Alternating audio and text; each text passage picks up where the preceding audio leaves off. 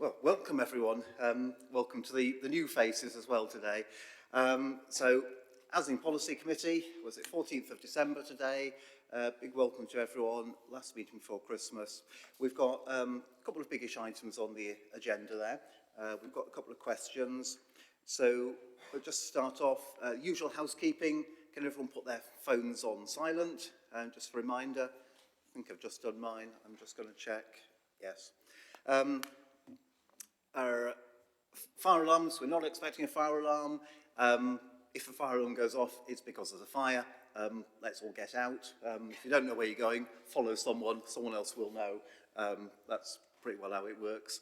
For visitors here, there are toilets on this floor, somewhere might follow the signs. I guess you've found your way in. I'm sure you'll be shown out at the right time when need be. So I think that's fine. We'll just do some introductions in a moment and then just come around to the agenda. So, just going on to this. Yeah, should we just do the introductions and we can actually wrap up apologies in that, I think. So, so I'll start, sorry, I should say first of all, introduce myself, Douglas Johnson, Councillor for City Ward, Green Party member here. And we'll go around this way because Lisa's actually been on the committee. Thank you. Yeah, I'm Sue Auckland. I'm a councillor for Groves Park Ward. Sophie Thornton, councillor for Beechif and Greenhill Ward. Curtis Crossland, councillor for Bayton Ward, substituting today. And just check, you're substituting for Councillor Penny Baker, aren't you? Yeah, I am. Thank you. Thanks very much. Right, okay, so we'll go to the side. Paul, are you ready to go? My name is Councillor Paul Wood and I represent the Woodhouse Ward.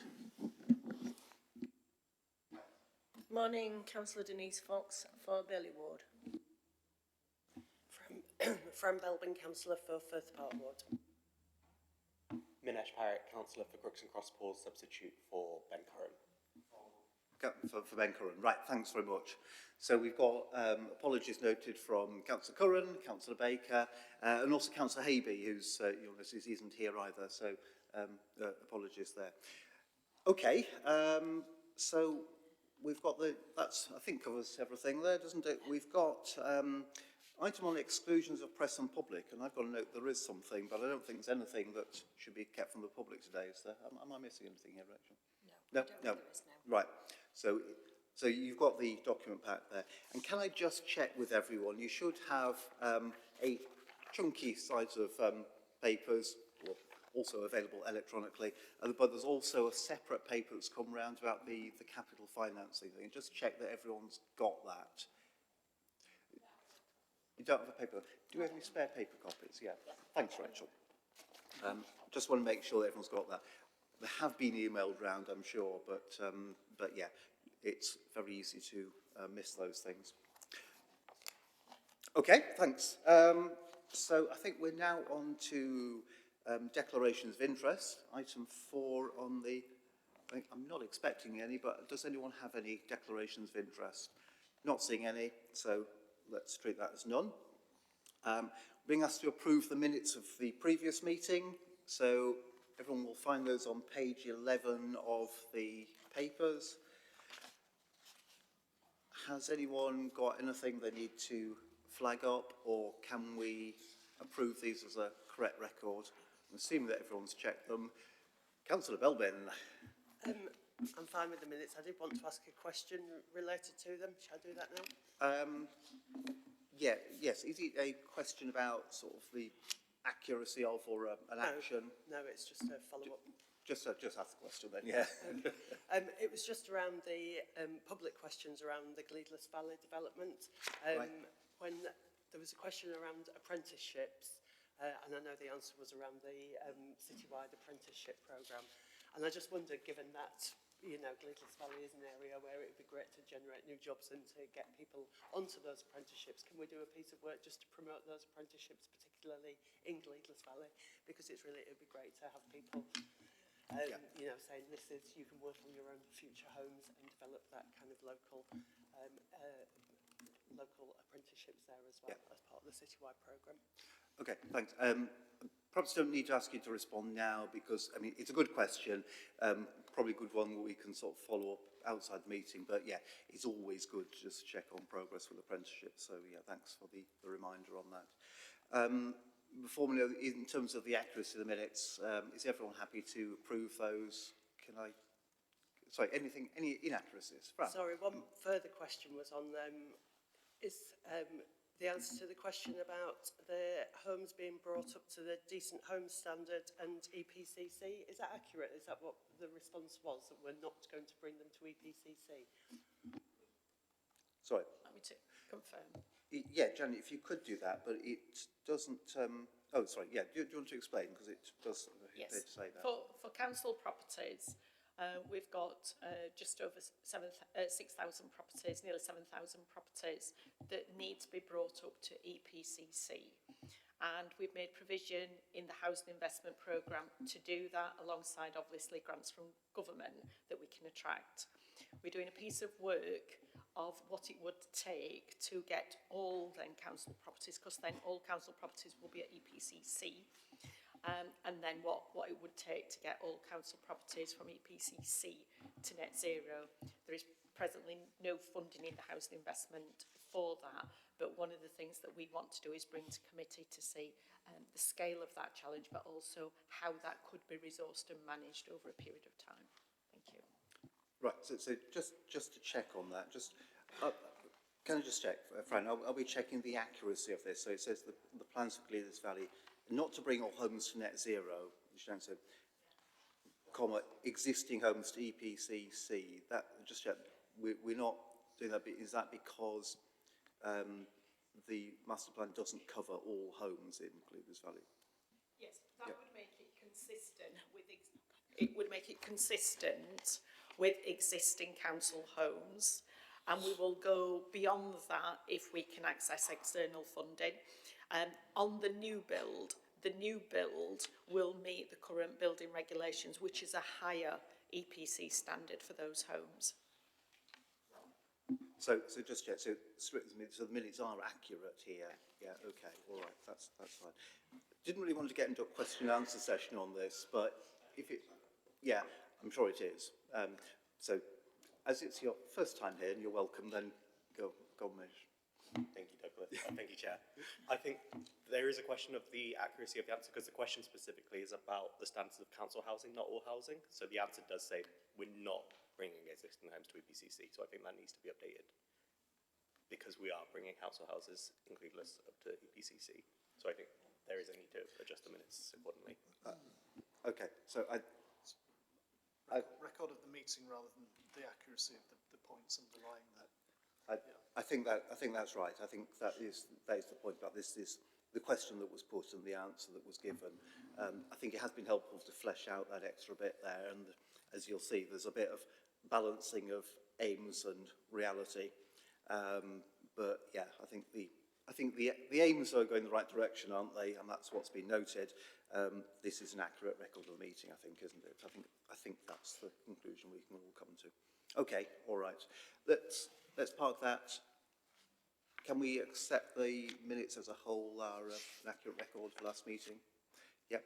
Shall I take that silence, general nods as a nod of approval? Let's treat that as agreed unanimously. Thank you very much. Okay. So now just go on to the public questions. Now, just before we do public questions, and we've got some people in there, just because of the urgency of the situation in Stannington, I just wondered if we, well, I'm going to ask the committee if everyone wants to hear this. Janet could give us a couple of minutes, just an update as to the impact on the housing service of mobilising whatever's gone on for dealing with the Stannington crisis. Would that be useful? Janet would be willing to do that. Not really inviting lots of questions about it, but anything pressing. I just wanted to bring it in because it's an opportunity, because it's very topical and it will have an impact on the service. Getting nods there. Janet, do you want to give us really a couple of minutes on Stannington? Certainly. And in terms, I'm sure all members of committee will know that on the 3rd of December, a main water pipe burst. and that created significant issues in terms of water ingress into gas pipes, rendering at that time around about 1,200 properties without gas and water. This is classed obviously as a major incident given the severity of the damage caused and also having so many people without heating and water. This has been a very much a multi-agency approach and also working with all statutory services as well as the council and obviously Yorkshire Water and partners to be able to resolve that situation as quickly as possible. In terms of the remit of this committee, one of the things we have done is introduce the tactical command group to be able to manage it as a major incident. And certainly in terms of the housing, I have a senior manager who has assumed responsibility for the gold meeting with a particular focus on residents. So that has involved making sure, working with other partners in the area, and particularly obviously care staff, social care and lots of other services. But also what we have been doing is contacting people, door knocking, utilised officers from other teams across housing to be able to check that people have got some heating in their home, they are keeping warm, if they need any immediate help and support, that is being provided. We are going cross tenure, so we're just going down streets and checking on people, and then we're checking again.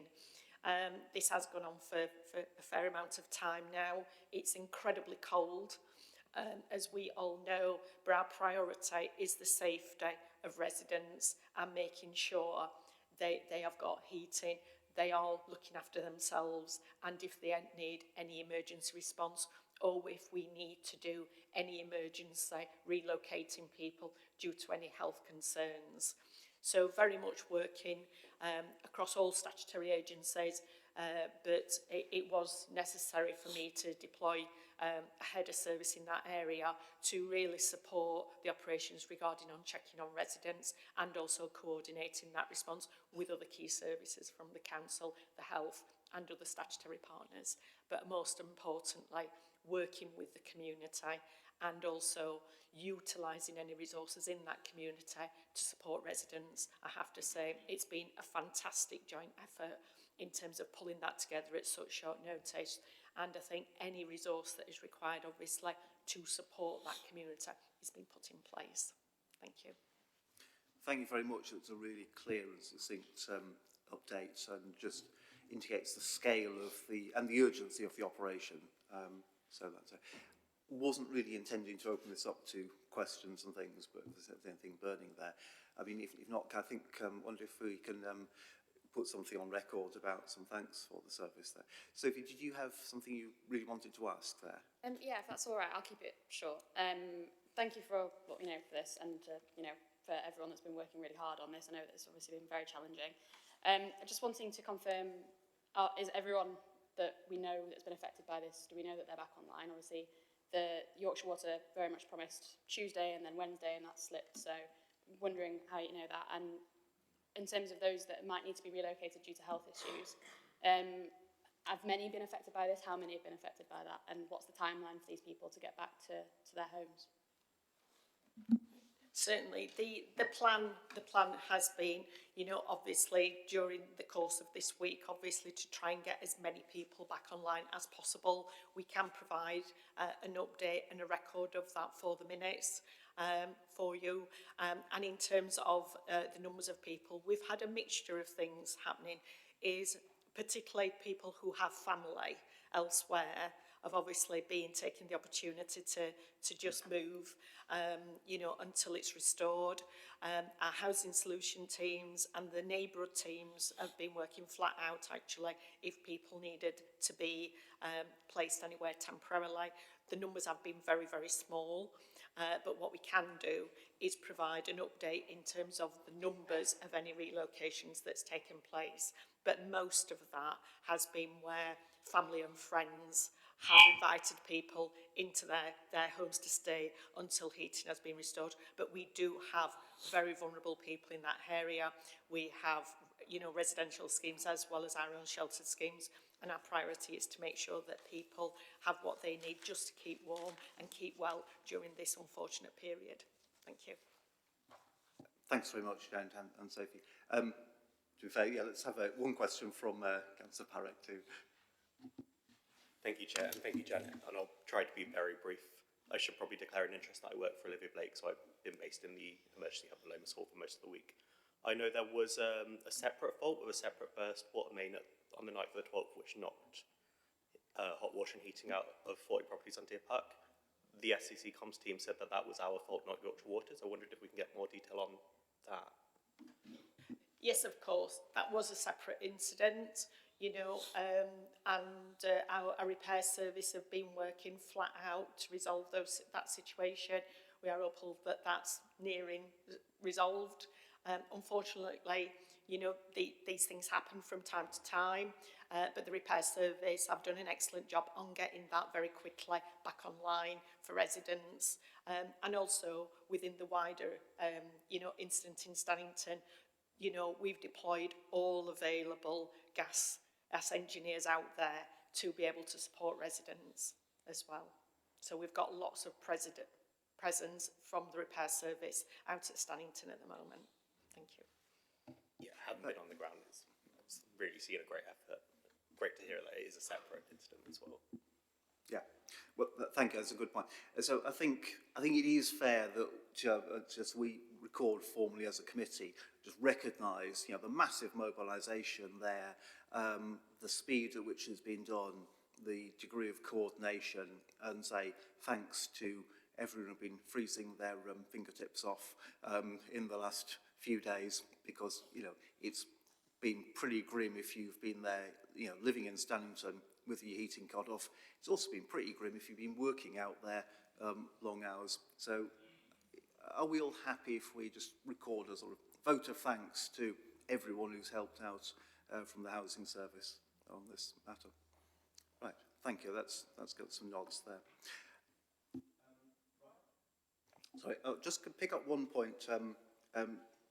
Binesh, you didn't have that as a declaration of interest. Do you want to put that as a declaration? You couldn't do it before because I hadn't actually asked this item to come up, but it probably does sound like a personal interest if you want. If you think it's relevant, I'm happy to.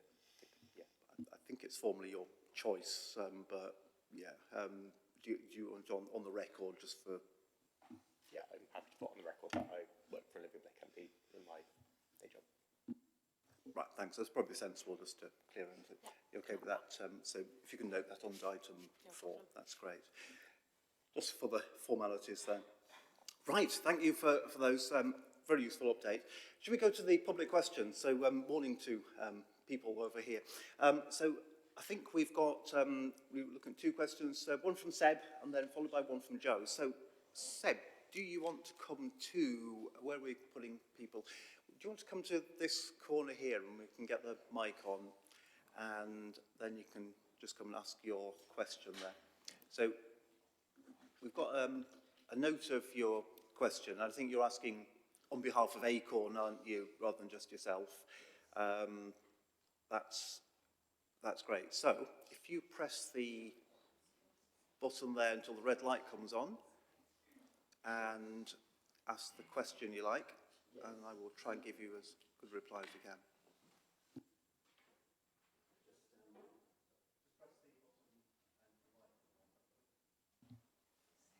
Okay, right, fantastic.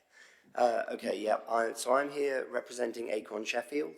We're a union of tenants and community members. We've been campaigning on the issue of landlord licensing for a number of years to ensure that everyone has the right to a safe and habitable home.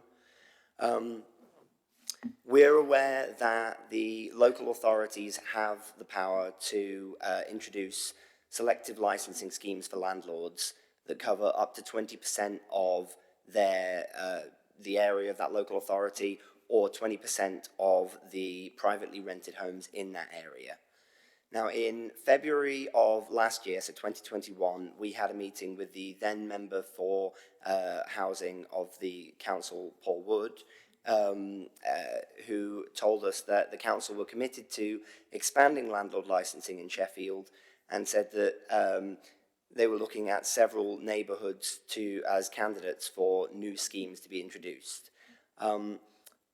What progress has been made on that commitment since that time? Thank you. That's a fair question, given that we did talk about selective licensing in the past, and it's been a bit of an ongoing thing. So it's got some note, because we gave advance notice of this, and so I think it's fair to say it's ongoing. With selective licensing, the key thing there is the geographical evidence to support such a scheme. So in short, there is a huge amount of work to gather data on exactly what's in an area, so as to be able to meet the quite strict legal requirements to demonstrate that there is, a need for such a scheme in that area in the context of the legislation. So it's bearing in mind there are many other enforcement tools there to address issues at the property. So you need to go above and beyond just routine enforcement of the private sector. You have to bear in mind as well that because this covers a lot of private landlords, you only need one private landlord who's particularly litigious to start getting into challenges to the council through legal routes, which isn't helpful for anyone really, and that's why it's important to get these things right. I'm advised that depending on the size of the scheme, and there are different elements about the choice of size, it can take 12 to 18 months, because what you need is a dedicated enforcement team for housing enforcement officers, because also in the process of investigating an area and inspecting, you pick up category 1 hazards. So that's serious stuff that needs dealing with there and then and can't wait for a selective licensing scheme to come in.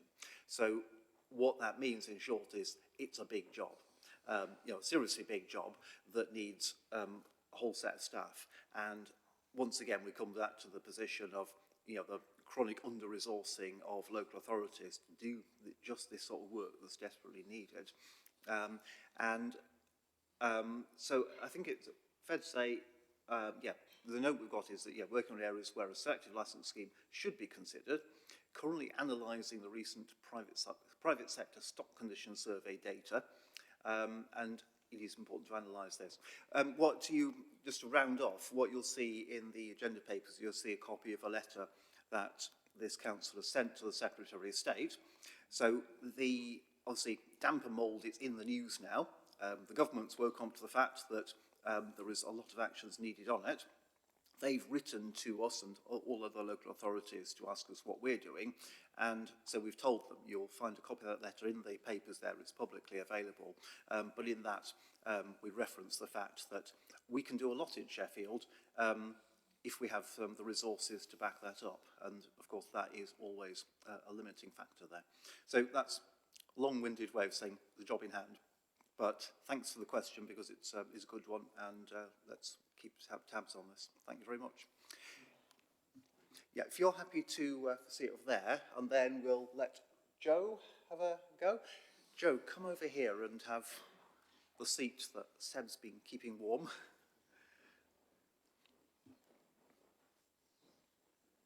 Oops. Yeah. Yeah. Thank you. That's really helpful. There it was on, yeah. So, Seb, yes, over to you. Your question. Yeah, you're going to have to keep your licensing hats on, because it's a very similar question, but it's just a bit more specific. Because I'm here speaking as a final year student at the University of Sheffield, and I'd like to speak on behalf of Sheffield Labour students, but more broadly students in Crooksmoor, Broomhill and Bolehill, because most students are unaware of the previous action and, as you said, Chair, ongoing action and talks on selective licensing, and this is despite most students suffering from unacceptable conditions and very little means of actually getting some resolution and holding their landlords accountable, purely just, amongst other factors, primarily the short-term nature of student renting, where many students are there for, perhaps they have a year-long contract, but they're only there for maybe 7 or 8 months of the year. So therefore, to keep it short, Sheffield Labour students asked the Housing Committee if they would set up a method of direct communication with students, particularly in line with the comments previously about data collection, such as a hotline or complaints inbox, so that the council can be fully aware of the scale of disrepair in student housing in Sheffield and thus build a really mature case for landlord licensing in these predominantly student areas, especially in light of Labour's amendment yesterday on selective licensing schemes. Thank you. Yeah, thanks very much. Again, reasonable question. Obviously, as you've just heard what we're saying about the piece of work being undertaken to gather data on selective licensing, I won't go over all that again. But in terms of having, I mean, the point is about how do you report repairs issues, which is always an important one. So it is possible there is a phone number to ring, which is somewhere on the council's website. The council's website is somewhere on the internet, and you will find the private sector housing stuff there. There is an email too. Those are public accessible for anyone in the private rented sector to report repairs issues, and there will be a response depending on, largely on the level of resource we've got to do that. But we've got a team that is small but effective, and it covers, what it can, where it can. I probably wouldn't suggest that we create a separate process for students to come in, because then you have to decide on who's a student and who isn't. If people are living in houses and they're substandard, it doesn't matter whether they're students or not students, frankly, they should be living in better quality housing. And so one of the challenges for our private sector team is about dealing with the cases that are in the worst condition and where they can be most effective. But I think it'd be useful if, what would be useful, I suppose, is if we could get one of the officers to provide you with all those different methods of contacting the council for private sector repairs, and get those to you, and you can perhaps circulate those amongst people That would be quite a useful thing there. What's always useful on that is good quality information coming in. So, I mean, perhaps you can also put the word round that it helps to have, a precise description of what the problem is, what's known about the landlord, the tenancy and the house, and so on, so that it's much easier for the office to deal with that rather than get a general thing saying my house is in disrepair, because officers are left saying, well, what does that mean? A bit of information, and sometimes photos are really useful. So I'm assuming we've got your email details. Rachel, can I ask you if you can get those details off Janet's team at some point and then email them over to Joe in due course? Is that? That's fine, Chair. Okay, we've got a plan then. Thank you very much, Joe. That's great. Denise. No, just suggest something that would be useful. Perhaps could we have something on the website for the students, especially because I'm aware that they probably, as you said, they're only here a year. They're trying to get some work done. They're probably gone by the time the work gets done. And then the next student comes along and they've got the same problem. But if there's somewhere where the students can record what's happening for the next student, then maybe we might get to the bottom of what's going on. So is there something on the website that we could highlight so that the students can put in and it gets direct to the email? Yeah, thanks. Janet, probably easy if you can answer what the process is for reporting stuff. Yes, certainly. Any report regarding, obviously, a home that is either unfit or needs repairs will be on our records, and we will hold that information. Because students generally work on around about 41 weeks per year where they're in the city, so we will record that. We will also be expecting people to go to their landlord first to see if they're resolved, and often then if they can't be resolved, then they will come to us. We've also got many students in the city that live in a house of multiple occupation, so we have a programme for inspecting those properties and make sure that they are adhering to the licensing conditions. We've got clear standards that we set out for landlords with students in terms of the minimum standards that should be adhered to. And also we've got a very successful, we call it a student snug scheme, where we have accredited landlords and also those in purpose-built accommodation who are affiliated to do that. And we do a huge amount of work with them, who then, and that's also working with the two universities in the city and the colleges as well, to improve standards for student accommodation in the city. But what we can do is we'll share the information, everything is logged, everything is looked into, and then we also keep a record, so year on year, if we have the same issues coming to us, then obviously we can take action against any landlord that is allowing people to live in properties that's not fit for its purpose. Thank you.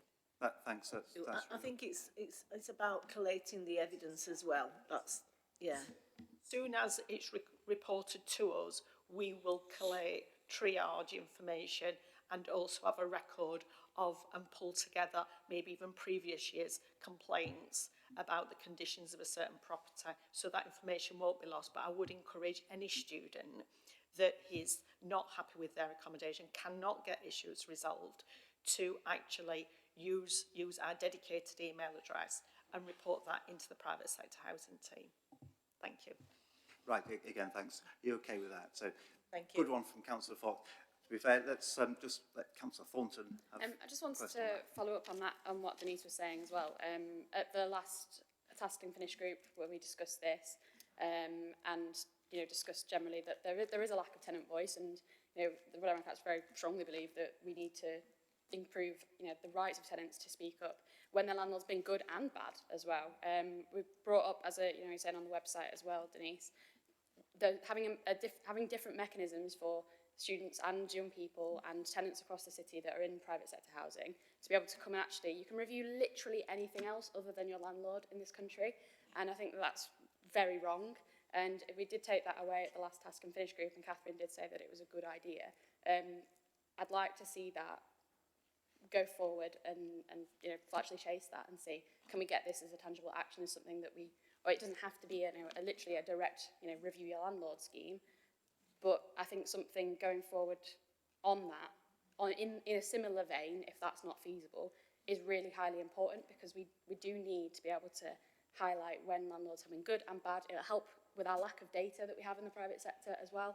I just think that all round it would be very beneficial for people, because I've lived in rental accommodation pretty much all of my adult life, up until recently, and I've had very good landlords and very bad ones. So I'd love the ability to champion the good ones that I've had and to say to the bad ones that they need to do better, but there isn't a mechanism to do that. So I think going forward, the right of a tenant to review their landlord with the council is something that I'd like to see go forward. Because we've talked about it in meetings previously, said it's a good idea, but I'd like to see something going forward actually.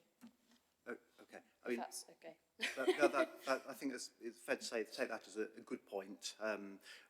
Perhaps straying further off the question, because actually we're on the topic of Joe's question to us, which we've given some information about how to report stuff to the council.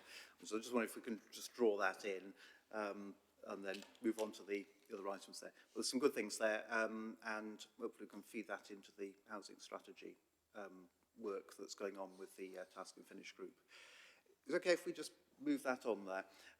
So thanks for the people who've sent in questions, got some answers there. I think that's all the people given notice, wasn't it? So, right, well, great. Thanks. Councillor Auckland, what did you want to come in on?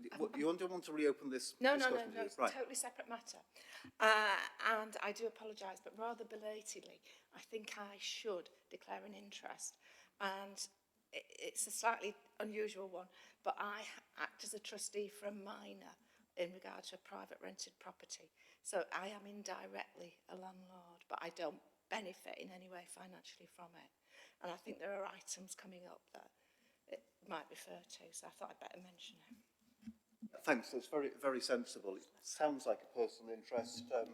Robert, any advice on that? Yeah, so it's certainly not a pecuniary interest, but if you feel that you can proceed with an open mind, then you're welcome, obviously, to participate, and obviously transparency has been served by your explaining to the committee. Yes, that's fine, thank you. Thanks, Sue. So we'll record that as a personal interest in the item on the gas servicing. No, sorry, not on the damp and mould one. Right, yes. Okay, so item 10, strictly speaking, just for the record. Thank you. Yeah, good point. Right, work plan. So we've got the work plan stuff here. It's starting on page 19 of the papers. I think I'm just going to hand over to Rachel to guide us through what's new. Thank you, Chair. Good morning, everyone. The work plan is set out from page 19 of the main agenda pack. If you leave to page 20, There are a set of recommendations at the top, which we'll be asking the committee to agree. Moving on to page 22, Appendix 1. Part 1 sets out the proposed additions and amendments to the work programme since the last meeting. There's quite a few there, so they're worth noting. And then if we move on to page 23, we can see what's coming next for the future meetings. So we've got meeting 5, which will be in February, meeting 6, which will be in March, and then on page 27, we have some items that are still to be allocated to future meetings. It's worth me mentioning as well that from March and beyond, this work programme doesn't show future meetings, but they are being worked up and they will be added into future work programmes as we move along. We're just waiting for dates to be put into the calendar for that. So I'll pass back to you, Chair, if that's okay, to get those recommendations agreed that are stated at the top of page 20. Thank you. Right, yes, thank you, yes. There's 2 of you want to come in, 3 of you want to come in, so let's start with on this side this time. Sophie, go for it, Sophie. Yeah. Yeah, I just wanted to follow up, essentially timing-wise, just as there are a few questions that we had at full council yesterday about tenants on district heating and struggling with the costs that were voted on in September, I believe. I was wondering if it could be added with, the context of it being winter and tenants coming forward, if it could be added to the January work programme to discuss an update on the district heating rise, how that's affecting tenants, how many new tenants are now accessing hardship schemes as a result, how much is that costing us, where are all our tenants on district heating, that kind of thing. I would really, I don't know whether members would agree that I personally would like to see that as something as an update on the January meeting. Yeah, so maybe I can bring you in, Janet. Can I just check, are you asking for an update, which could maybe do the briefing or a discussion, or maybe one and then the other? I suppose a briefing. Yeah, okay, all right. Janet? Could I just ask for clarification? So we've got just under 6,000 homes that are in more community-based and district heating schemes. Is it just those tenants that you are interested in? Because we've got about 37,000 people living in council properties that are also struggling with their heating that have an individual gas boiler. Is it all people with heating, or is it just people on community and district heating? So the question was relating to people on district heating as associated with the rise that was agreed at the September, because we had councillors asking questions on behalf of their tenants that are raising concerns with their energy price rise within district heating properties. So a briefing on an update on, how many of tenants that are subject to that, accessing hardship funds, how much is that costing us, what work is going forward, and what consultation on how tenants are feeling about it would be ideal. If that's okay. Yes, okay. So can we just deal with that through one of the briefings first of all? Because it certainly would be useful to see what's the impact of everyone's heating increases in September and how it's affected us over the winter. So yeah, let's pencil that in there. Okay, great. Denise? Thank you, Chair. Given the motion that we had yesterday on the housing repairs, I think that should be brought here sooner rather than later. We need a review on that, please. Yeah, so have we got this on the agenda somewhere? It is, but there's no date at the side, so I just thought it's a matter of urgency, really.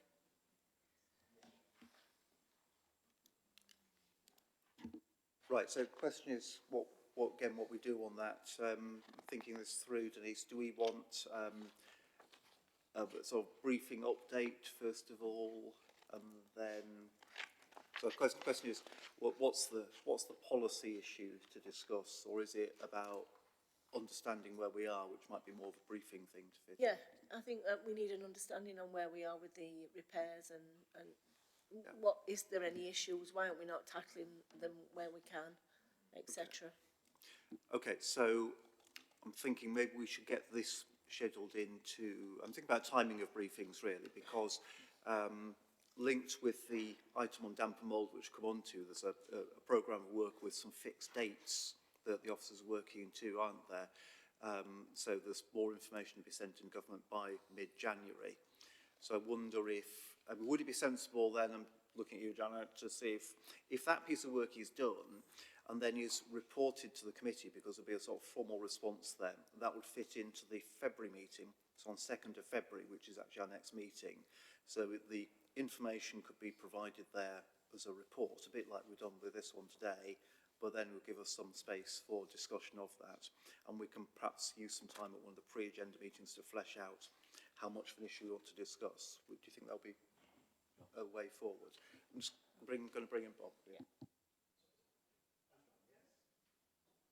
Yeah, thanks, Chair. I mean, we're happy to bring you a briefing, I think, in terms of what we are doing with regard to dealing with the repairs issues. I know there was a big debate last night at Council in relation to that, and we have done considerable work over the last few months in trying to address that collectively as a team, both from Housing Services and the repairs management team. So we're happy to bring something to this committee formally, and obviously we've got, I think, the performance reports come in at a later date towards, for this committee as well. But in addition to that, happy to provide something around on the knowledge briefing session as well, or a specific briefing for members before bringing it to this committee as well, if that would be helpful, so that we can get into some of the details behind that. Thank you. Yeah, I think that's probably way forward, isn't it? I mean, you know, disrepairs is a massive issue. It's of importance for all of us, isn't it? Do you think that would work as a way forward? Yeah, absolutely. Yeah, thank you. Great. Well, thanks for raising it. Yeah. Apologies, first of all, because actually I completely failed to ask the officers to introduce themselves earlier on. Rather than do it now, shall I just say, actually, when you speak, just let people know who you are. So, of course, and welcome to Ajmal Ali, Executive Director of Operational Services. Morning. Okay, so we were on questions on the work plan there. Fran, did you? And let's bring you and Fran, and then I'll come to you, Aj. I mean, just to follow up on that one, first of all, I just wonder, I think the performance reports are coming every 6 months at the moment, and given the amount of casework I think we've all got coming in, I wondered if we could look at those more regularly, perhaps every 3 months or however it fits around our committee system, so that we are, you know, keeping really close track on that. My other question was more generally, I think the work plan's changed quite a bit over the, you know, since I joined this committee anyway, and quite a few items have disappeared from it, not least selective licensing, which I know our public question has raised. Now, I'm assuming that quite a bit of that is because it's built into the housing strategy, in fact, which is due to come to us in March, and I know we've been having the task and finish groups around that.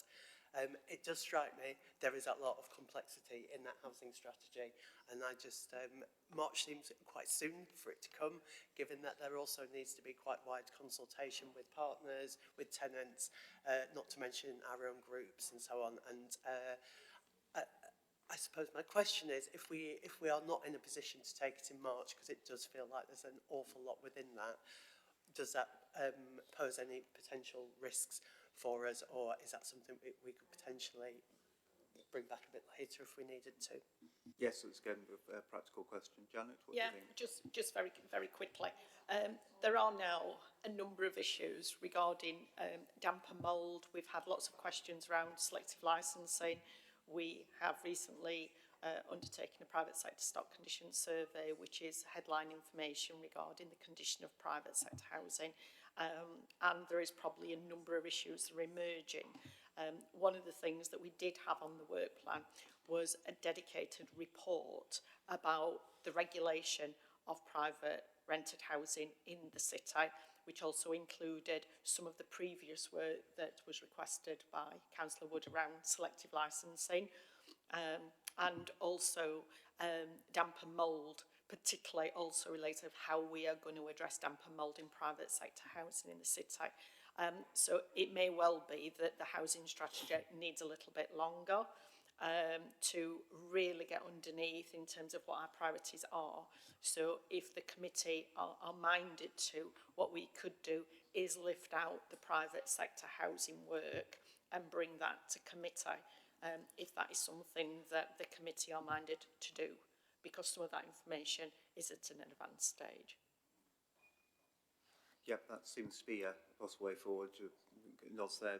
Does that seem okay? So when we're scheduling things there's a lot of scope for discussing this at the pre-agenda meetings.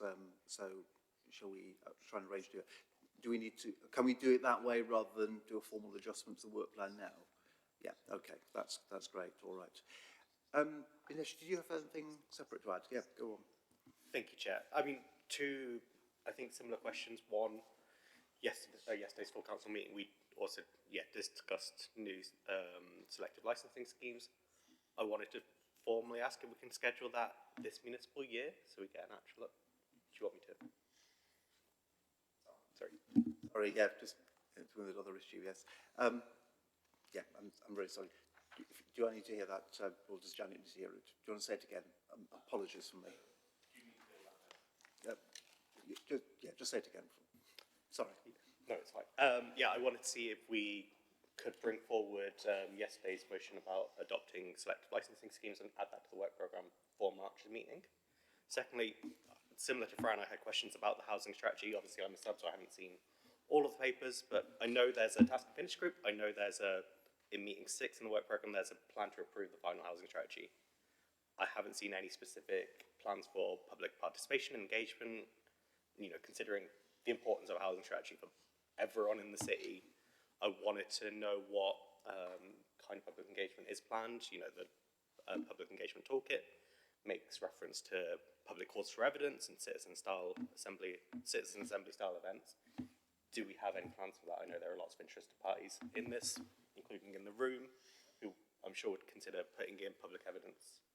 But I haven't seen in the report actual plans for that, which seems quite concerning considering it's 3 months' time. Yeah, no, again, good points. Jan, did you want to comment on just that? quickly, obviously we had a really good task and finish group last week where it was raised about not also just working with key strategic partners, but also testing out some of the assumptions wider.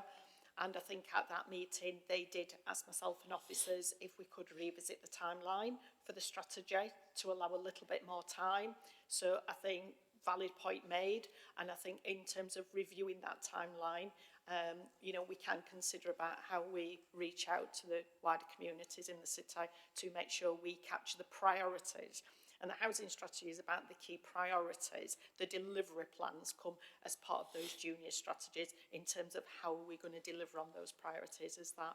But in terms of reviewing that timeline, we will consider it and also bring back a suggested timeline for being able to do that, if that would be helpful. No, that would be, I think just a specific plan for public engagement and a time frame for that will be really helpful to have. And then just the second question on, could we have selective licensing come as a agenda item in March's meeting as well?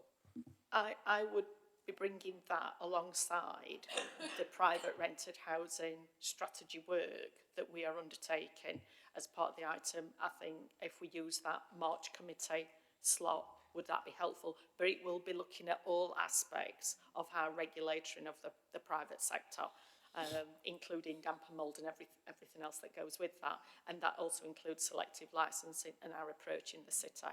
So I would bring one encompassing report to this committee that covers all aspects of that, if that would be helpful. I think that would be the way to go. I just don't think you can deal with selective licensing without talking about issues in the private sector and probably vice versa. So if we can do that, that'll be useful.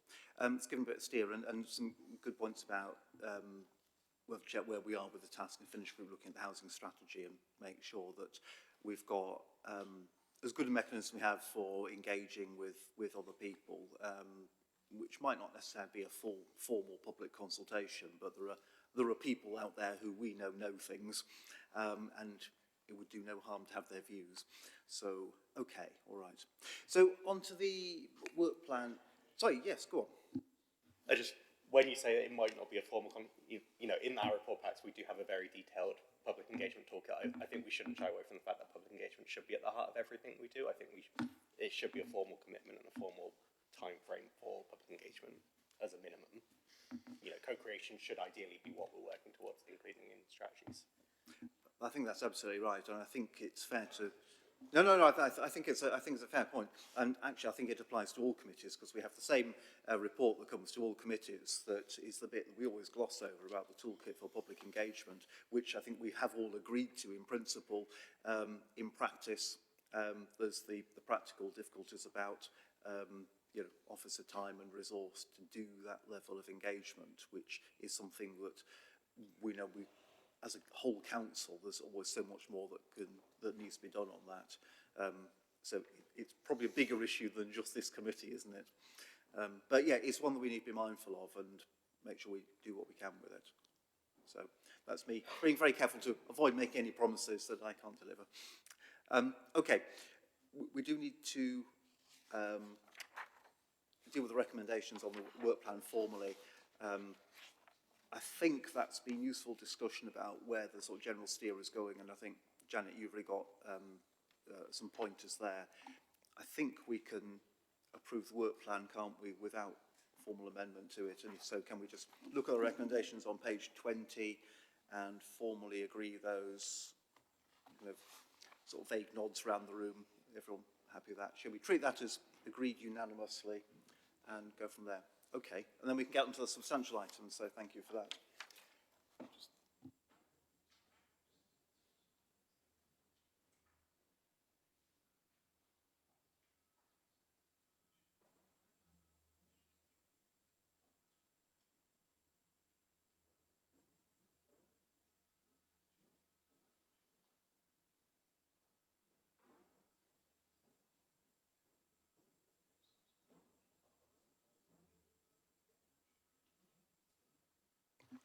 Sorry, just dealing with the fact that there's someone who's comment hasn't wanted to ask some question, but it's about the damp and mould. We're going to come on to that. There is the issue about putting in a request to have, ask questions publicly in advance, just so that we can give officers a fair chance to respond. What I'm proposing we do is that we stick to the rule that other people have to go with. We don't have any additional questions at this stage, so that we can perhaps deal with that at the point when we come to the damp and mould item. So I'm proposing we go on to the next thing, which is the gas servicing, have the discussion on that, then the homelessness prevention, then the damp and mould items. So if we go ahead with that, we'll go to the gas servicing thing. So I think we're going to Dean. So as I've failed to ask officers to introduce themselves, do you want to say who you are and talk us through the report? Thank you very much, Chair. Hi everybody, I'm Dean Butterworth. I'm the Head of Housing for Maintenance and Investment. The report that we are seeking today is to seek approval for a new gas policy. We've not had a gas policy before. We haven't needed a gas policy, and we still don't actually need a gas policy because we've got a legal responsibility to make sure that we comply with our legal and statutory responsibilities to make sure that all of our social rented properties that have got gas in their homes have a gas safety certificate every year. We've been working very closely with the regulator of social housing on our compliance responsibilities. And one of the things that they've said to us is that they would like us to have a gas policy.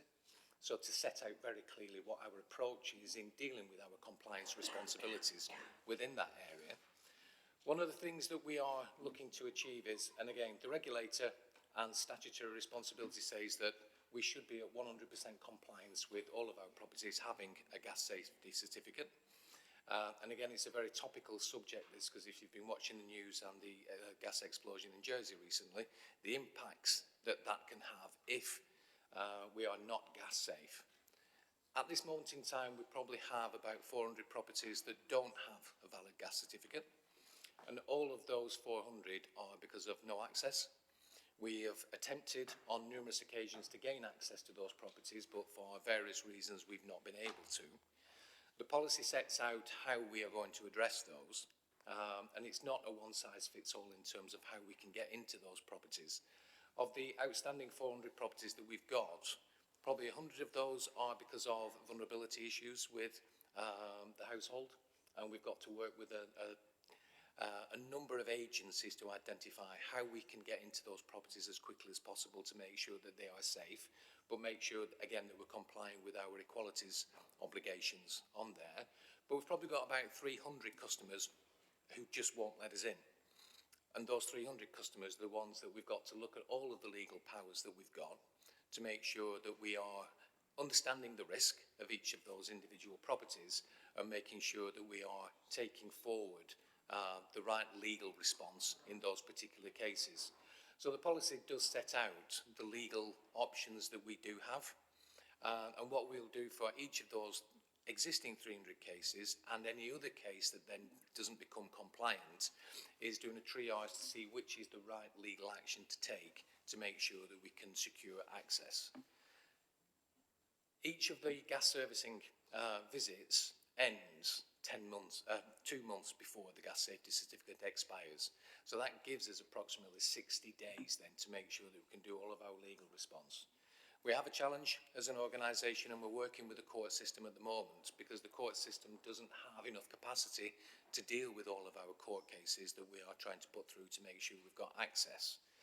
I've got a meeting with the regulator on Monday to talk through the issues of our outstanding 400 cases and the work that we're doing to address those particular issues. But this report is to seek approval for the gas servicing policy to make sure that, one, we're setting out how we're going to comply with our statutory and legal responsibilities, and also working with the regulator to make sure that we are compliant in that area as well. And so, Chair, I'm happy to take any questions.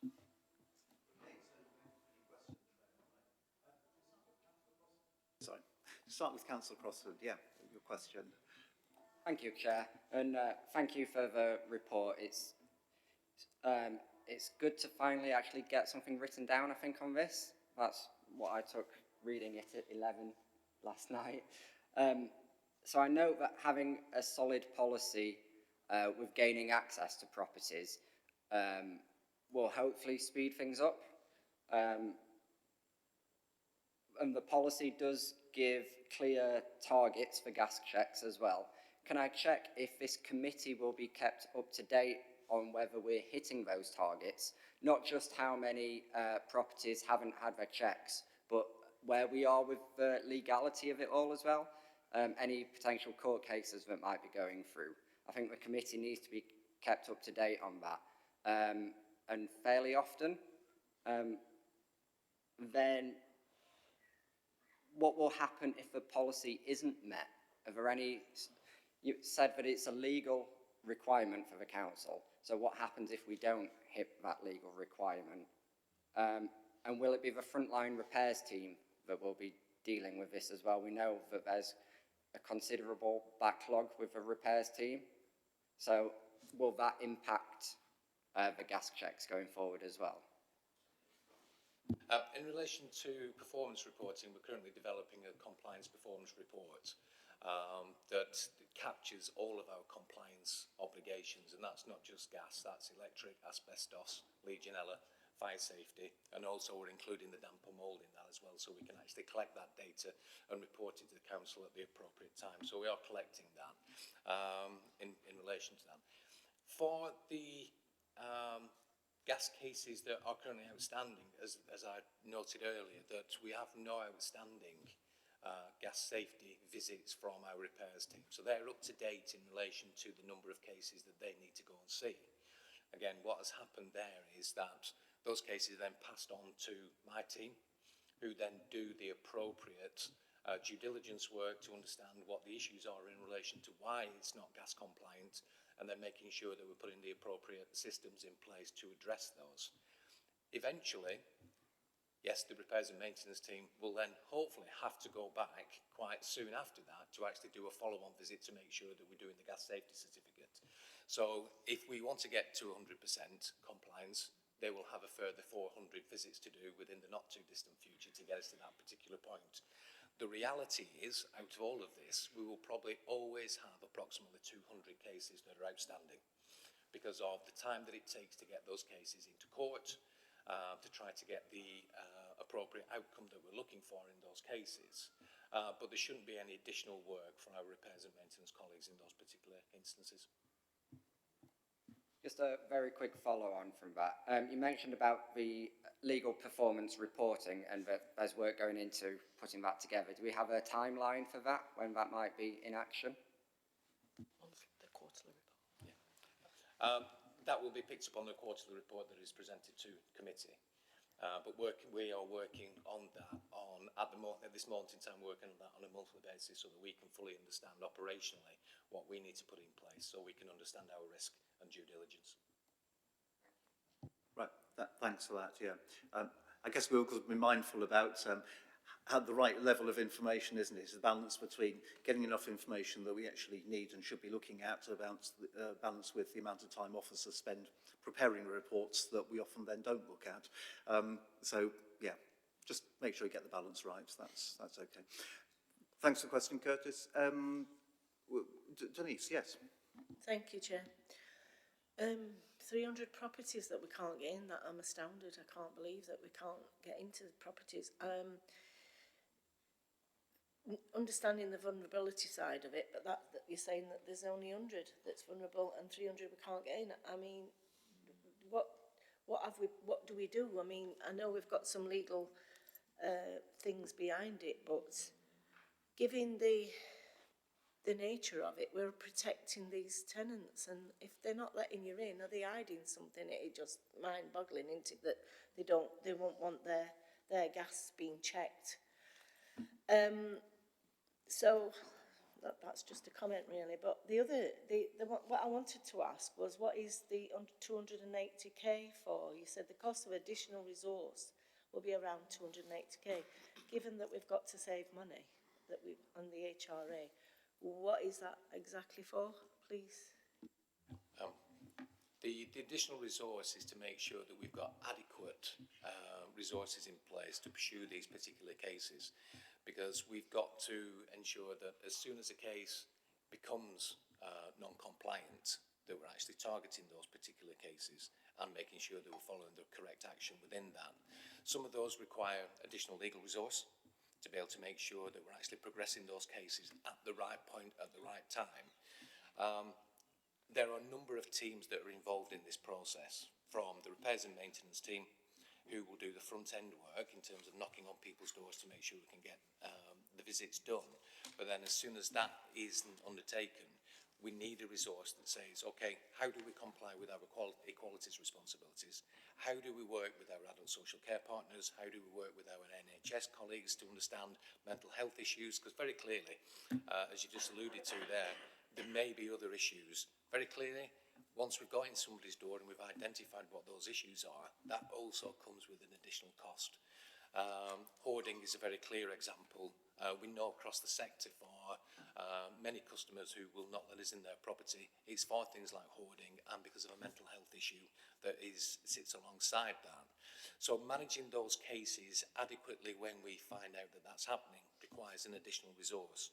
But the vast majority of the additional resource here is to make sure that we are progressing those cases as quickly as we can through to a legal option that requires a solution, because where we want to be as a council is 100% compliant. So not being 100% compliant, we understand that is a risk. So minimising that risk through some additional resources to speed the process up is where that spend is going to be. I just had a comment. Does the housing solutions officers not pick this up? Because, you know, if we can't get into a property, we should obviously, we clearly know about it, don't we? Or we should do. Yeah, if I can come, part of this process, as Dean has explained, is about, obviously there is a specific responsibility, obviously, for our repair service, obviously, to get in the properties and that. So if that is it, we triage information. So within our housing systems, we will bring in our neighbourhood officers and teams who actually know those properties. So they may not let in a gas engineer, but they may let in the housing patch officers and know the patch officers. We will know a lot of information about those tenancies. So we will triage. We will also know if there is any support workers for some of the most vulnerable, and the vulnerable are probably a small end of these numbers. And also, they may well be a social worker or a massed officer, you know, for those properties in terms of other people where actually, and some people may be concerned about letting a repairs engineer into the property, so we may go, you know, with joint inspections and joint interventions into those property that reassures those people. But also, we do have many properties who there is other things going off with those properties. There is abandonment, there is those properties being used for other activity, or other things that we need to get into those properties. You know, as a landlord, we need to get into properties not only to make sure they are safe, but also to make sure we understand who's living in those properties and make sure if there is either any additional support or tackle issues in those properties that is taking place. So sometimes those can be the reasons why we're not able to get access.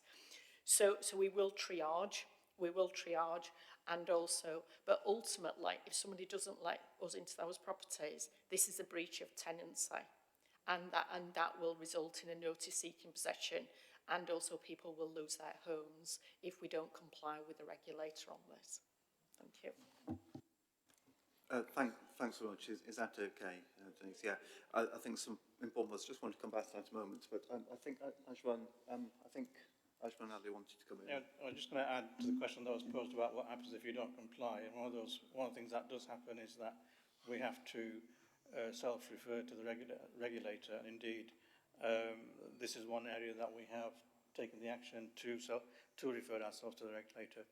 And Dean and the team are working with them, as is indicated, to make sure that we have an appropriate action plan in place to make sure that we get those numbers right and try and get 99.5% of all the cases dealt with. I think compliance is a really important issue across all of those areas, and we need to have a robust policy and a robust approach to deal with those. And, you know, we are required almost to self-regulate by regulators. So essentially, it's an important role for yourselves as members of this committee to make sure that you have appropriate oversight of the work that is taking place, and you ask the questions as you are doing now, and the regulator will be keen to see that, you know, those steps are being taken. So that's a kind of a response to the question that was posed by the member there. Thank you. Right, so that's actually really helpful, just the context. So formally we're being asked to approve the policy. We're doing it and face it because we have to do that, but underlying that is because it's a massively important issue about gas safety. And we look at things like the block of flats in Jersey that was in the news this week from a gas incident. But I think behind that, and Janet's quite rightly alluded to some of those other things, if people aren't letting flats, there's going to be some other issue there that, as a landlord, we should be on top of. I just wonder if I can ask, is there any sort of, if you've got, say, 400 cases where access is refused, do you have any indication of a breakdown of what the sort of, what the categories are? Is it like 75% is to do with hoarding, or is it, is there an answer that you can really give to that question? I think at this stage, no. Because we don't know the vulnerabilities of those. We're very clear in terms of the due diligence and the triage of those 400 cases, so we know what the split is in terms of the people who won't let us in as to the people who have a challenge and we need to work more closely with. What we've done with all of those cases is done a piece of work that says what is the most appropriate legal action to take in those cases, because again, if we have those 400 cases and we decide all of a sudden next week that we're going to apply for 400 injunctions through the courts, the court system would fail and they would not be able to deal with those cases. So we've got to understand how we progress those through the system, through the triage that says which are the ones that are high risk. So anybody that is in a high rise, or anybody that is in an older person's independent living scheme, we will pursue that to the best ability that we can. And as I say, some of the within the policy, we've got the reference to the Environmental Protection Act legislation that we can use, which means going to court and then we can force access to an individual's property immediately once that order has been given. The other bits of legislation and powers that we can use don't give us that. So in emergency cases, we can apply to court and get immediate access, but we will only use that in appropriate cases to make sure that we're being fair as a landlord. Right, thanks, that's useful. Is it fair to say that actually, given the sort of categories there, it does play into the prevention agenda in actually trying to proactively identify and root out issues that you know people will be suffering from one way or another? As if that's, I think, a useful reflection on this. Okay, shall I just go to, I think we've done this, aren't we? Shall we go to, we've got a recommendation on page 32, which is very simply to approve the gas safety policy. Which is the one actually set out on page 37. I've just chatted, we're noting that we're not actually approving the procedure for failed access, which is a separate thing, but for the policy itself, which is actually fairly outlined, isn't it? But I just want to check, is everyone happy to approve that formally? Nods around, no dissent, should treat that as a unanimous approval. Thanks for the work on that, Dean and Janet, and yeah, we have that approved. Hopefully that will keep the regulator happy too. Good, all right.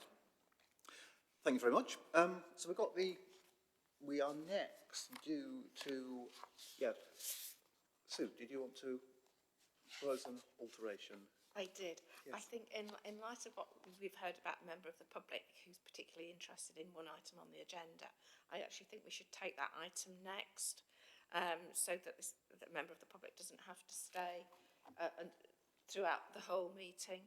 So I would like to propose that we actually move the damp and mould update to be the next item on the agenda. Right, so we want to move the damp and mould. Just for practical reasons, can I just check, that would mean Dean, you staying and doing this next with Janet, Suzanne and Danielle, that would mean you waiting on a bit longer. Does that cause you any difficulties? All right, okay. So we've got a proposal there. Does someone want to second that or reject? Minesh, are you seconding? Okay. Everyone happy with that? Should we do the damp and mould next? Yes, we will. Okay, so we've decided that.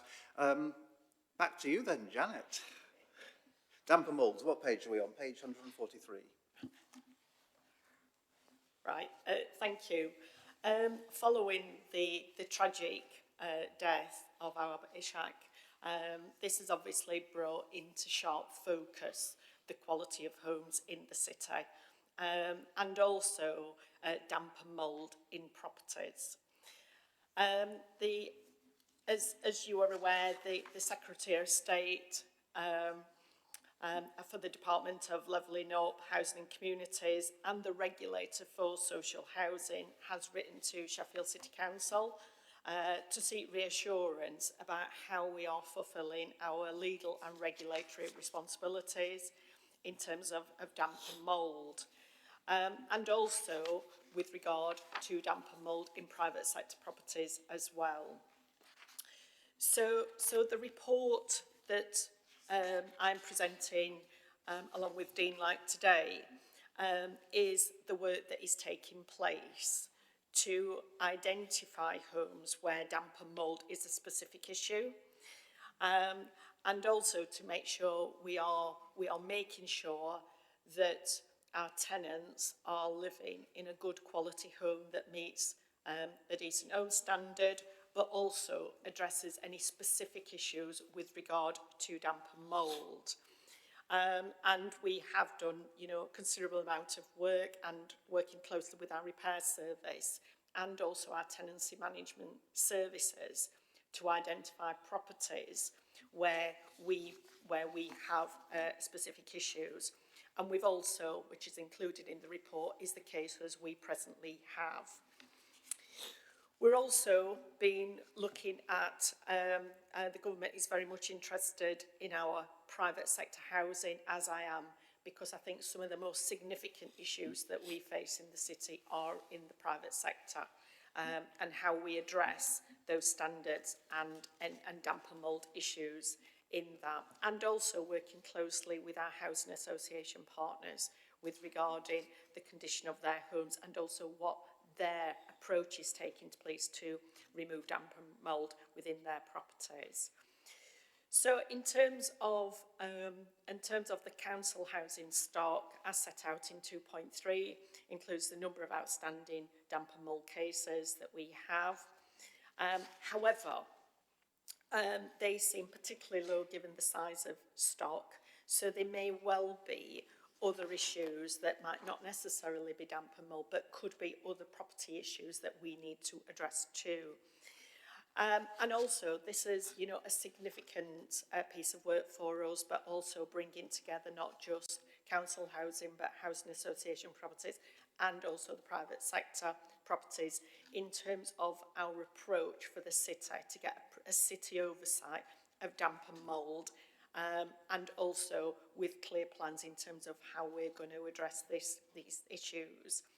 And for that purpose, one of the things that I've done is set up a damp and mould task group, which I will chair, but will also look across the sectors in terms of what we need to do. And in section 3.2 in the report, it gives the immediate terms of reference of that task group, which is also to deal with the existing damp and mould cases that the repairs and maintenance are working really hard to address, and they have changed their arrangements in place to prioritise damp and mould cases, right from when a customer rings the contact centre right through to carrying out the works and then going back and checking that those works have worked and that has removed the risk. That we do a full review of the lessons learned from the tragic case at Rochdale, Borough-wide background homes, and also we do a full self-assessment of the lessons learned, and also the recommendations with it is in the Housing Ombudsman report for damp and mould, and also in consultation with tenants and residents, agree and bring forward here a clear damp and mould policy. And as Dean mentioned earlier, that will be part of our compliance report that comes to this committee. And then obviously reviewing all our stock condition data, both for the council housing and also the private sector. We certainly have more information about the existing council housing stock, but we're already in our plans from January, we were accelerating an increased stock condition survey of all council properties over time, so that we've got good quality, robust information about the condition of our properties, not just for damp and mould, but for other issues. But this is obviously will be our priority, and particularly those archetypes that we have some concerns about. And then obviously looking at refreshing how we refresh our guidance for tenants and residents to reduce condensation in homes and any other additional support we need to provide to our tenancies, and also training for staff, whilst also looking at our disrepair cases and other information. As I mentioned, this will be looking at multi-tenure, so it will be also looking at the information we hold on the private sector. Although we have done a recent private sector stock condition survey, it's very headline, and we'd need to do further detailed work on the condition of homes in the private sector, to have a similar level of confidence of that information as we do for social housing. I've also got a further task group that is working with housing associations in the city. We have about 43 housing associations in the city. Majority of them, really well maintain their homes, but again, they are also responding both to the regulator and to ministers around the condition of those properties. So there is shared learning as well across the sector, and I'm keen, similar to what we did, the approach that we're taking with regarding fire safety in high-risk buildings, is so that the council has an oversight of the condition of all homes in the city and can bring that forward to this committee. So it will also include that we review our capital programme. So if we find some archetypes that need further work, but also different ways of ventilating homes, or how we allocate some of our properties, that we will need to review our capital programme. And also we are working closely already with the government on what a private sector decent home standard for the private sector might look like, and also to make sure that has the teeth in it, so that my enforcement officers in the private sector housing team can actually take swift enforcement action for any non-compliance. So we're responding to the three things. So we were required for the private sector housing to give an overview by the 30th of November. And you will see attached to the report my response for the council that went to Minister on that day, and we are providing a further response on the 19th of December this month to the regulator, and a further response to ministers in January as well. So given its importance, given that the speed of which we are setting up obviously the task force to address the issues across the city, to get underneath the information that we need to be able to look at how we provide that detailed response and assurance for this committee. I do suggest that once we have completed the responses back to government, which will be by the end of January, that we bring a report back here to this committee, specifically on damp and mould. So that will probably be the February meeting, if that meets the agreement of this committee. However, I would like to assure you that huge amounts of work is taking place. I think the task force, it'll be really important for us to bring together learning, bring together, you know, best practice from across the country, and also to look at the level of information we need to have at our fingertips with regarding of stocking this city, and also to bring those clear action plans forward for addressing those issues. Thank you. Happy to take any questions. Well, thank you very much, Janet. That's really useful to get an overview there, and I hope everyone's read the letters there, because the letter from Janet's really good and comprehensive there. Right, so who wants to go on questions first? Fran, shall we go over to you first of all? Well, so what we're proposing is that we don't take extra public questions now. We don't take public questions until there are rules about putting questions in advance. I think we just have this important policy discussion ourselves, because that's what we're here for. So, did you have a question as well? I mean, go ahead and ask that question if you like, Fran. Yeah, I've got a few questions actually, but I will try and limit it to 3. So one of the things I think that we heard yesterday at full council, we had a lot of examples actually where people have got doctor's notes from their GPs, and I certainly know from my own casework, some of those people are really scared after hearing about our Bishak, as you can totally understand. And something I've seen happening from Hackney Council is that they have written out to all their tenants already about this. So I wondered what we'd done in terms of our own tenants. So they have written both encouraging people to report, saying that they will aim to respond to reports within 5 days, they will aim to respond to leaks within a day, and again pointing people towards the advice, which I think is good. I mean, I've had a look at our website, the advice on our website, I think it's okay, but I think there's better advice out there, frankly, from what I've seen, both from that Hackney example and so on. So I think that's one thing, is what can we do very quickly. Obviously, all the big review stuff needs to happen, but I think there's also a quick response we need to put out to people. So that was my first question. Right. Absolutely. Our first priority is to address the cases that we have that set out in the report, and also going back on records to make sure where we have previously done work for damp and mould, and to make sure if that damp and mould has come back, or actually if the treatment that our repair service has put in place has worked. We've also obviously done some work with our contact centre, so they will identify very quickly the damp and mould cases, so where they will be fast-tracked by our repair service. And that one of the things we're also doing is looking at, not only the policy, but also to make sure that we can tackle works quickly. And people know we'll also then go back and check that those works have worked. And also have, qualified officers that are surveying properties to actually see if there's any other issues with those properties. It may well be that there are structural issues. It may well be that there is a lack of ventilation. It may well be that there is absolutely damp and mould occurring for other reasons. And that, so where we have qualified officers, obviously, to carry out a proper assessment, to make sure we understand the root causes of that damp and mould and how we can address those situations.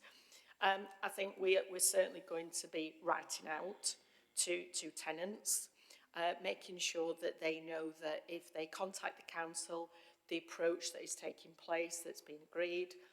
Unfortunately, Tom Smith couldn't be here today, but he's done an awful lot of work in terms of the repair service, setting up a dedicated team within the repair service to just get out and actually tackle. One of the things that we just also need to make sure is that we haven't got an underreporting of damp and mould issues. And that is why we want to give confidence to tenants that if they contact us, we will treat it seriously. And also, one of the things that, you know, in terms of the approach that we're taking is looking at triaging information that we get from tenancies about, you know, doctors' notes, things that come to our adult social care services. We've also got on the task force a senior representative from Children's Services and Care to make sure that we are triaging as well, and also a lead GP representative to be able to make sure we are triaging information. So if people don't come to the council, we may be able to get that information from other routes as well. But here and now is the priority. What have we got? Encouraging people to come forward. We are writing out to tenants. We're also making sure that people who've raised a disrepair case are letting us into properties to make sure that, you know, that case will be dealt with in accordant processes, but we need to get into properties and don't allow that to stop us getting into properties to do any work that is needed. And that's been obviously a focus and one of the learning from some of the incidents that's happened elsewhere in the country. Yeah, thanks. Yeah. You've got 2 more questions, haven't you, Fran? Can I just ask though, Janet, when are we expecting this letter to go out to tenants? It will go out hopefully next week. Yeah. Yeah, so we're trying to arrange that at this moment in time to get that out. And also to understand, you know, this is the work of the task force, and if they want to raise issues directly as public questions to the task force, then we're keen to hear from tenants and residents. Right, well, thanks for that, Janet. Yeah, who knows when the letter will get there with the strikes along. But, do you want to do your next 2 questions, Fran? Yeah, sorry. Will that include the advice as well? I mean, I think the advice needs to go out what we further are doing is looking at you know, advice, you know, as well, you know, and refreshing that, making sure it's clear, and also, you know, again, you know, through our normal tenant governance, we are asking those representatives to let us know if they think it's clear and up to date and easy to understand, or if there is anything else that we can do to be able to communicate what tenants and residents need to do themselves that can help mitigate risk, but also, you know, that early escalation of not leaving it until it gets really dangerous, but actually, you know, those early signs of getting those reported at the earliest possible opportunity. So the second question you touched on a bit, which was around the disrepair cases, I still feel really concerned based on the casework I've had that the disrepair process is just stopping direct communication with with tenants around it, and it's stopping us addressing some of the work that needs to be done. Now, whether that's through their legal teams or whatever, slowing up communication, we absolutely do need to have a way around that, I feel. And I know that we, in the motion that we passed yesterday, we talked about an alternative resolution process around disrepair. So I wondered if that's something we've looked at in the past. And I know you've talked about getting access, which is one issue, but can we look at a different approach to disrepairs full stop? Because actually the whole, you know, the claim chasers or whatever, I think are having a massive impact on us. And I know that's one of the ways we want to try and make savings in the future as well. Yes, absolutely. And, you know, as a council, we are spending a considerable amount of money on disrepairs at the moment, which is not the best use of money. We need to get in properties and do the repairs at the earliest possible opportunity. So, yes, we are reviewing disrepairs, but also, we are reaching out to tenants who have submitted a disrepair and say, we still need to get into your property. You know, sometimes they have received other advice. And we're saying, you know, as a landlord, we have a right to go into properties and address those. The claims process is a separate process. One of the things that we have done in Sheffield is that, we have never stopped trying to get into properties to do repairs, even when somebody has submitted a disrepair claim to the council. What we also have been introducing is a bit of a triaging of disrepairs, you know, if they haven't been able to get the resolution, maybe with the repair service to speak with officers, because we are seeing increasing numbers where tenants have ended up in a legal process that they didn't really want to be in, and they just wanted the repairs carrying out, and then find themselves in a really stressful situation, you know, with lots of third parties. So one of the things we have done is that resolution point. So if you feel that you're not being listened to, this is who you can go to try and help unblock this. And certainly, disrepairs is a priority for the repair service, given the issues and also given the amount of money that it's costing to resolve things through a very formal legal process. Thanks, Janet. Does that answer those questions from? Yeah, great. And the third one was just whether there's any sign at all from government that they're going to put some resource into this, really, because, you know, this is obviously huge for the city, right across, not just in our sectors, but in other sectors. As part of our responses, the government have asked us what are the financial implications, particularly obviously for the social housing stock in terms of on its HRA business plans.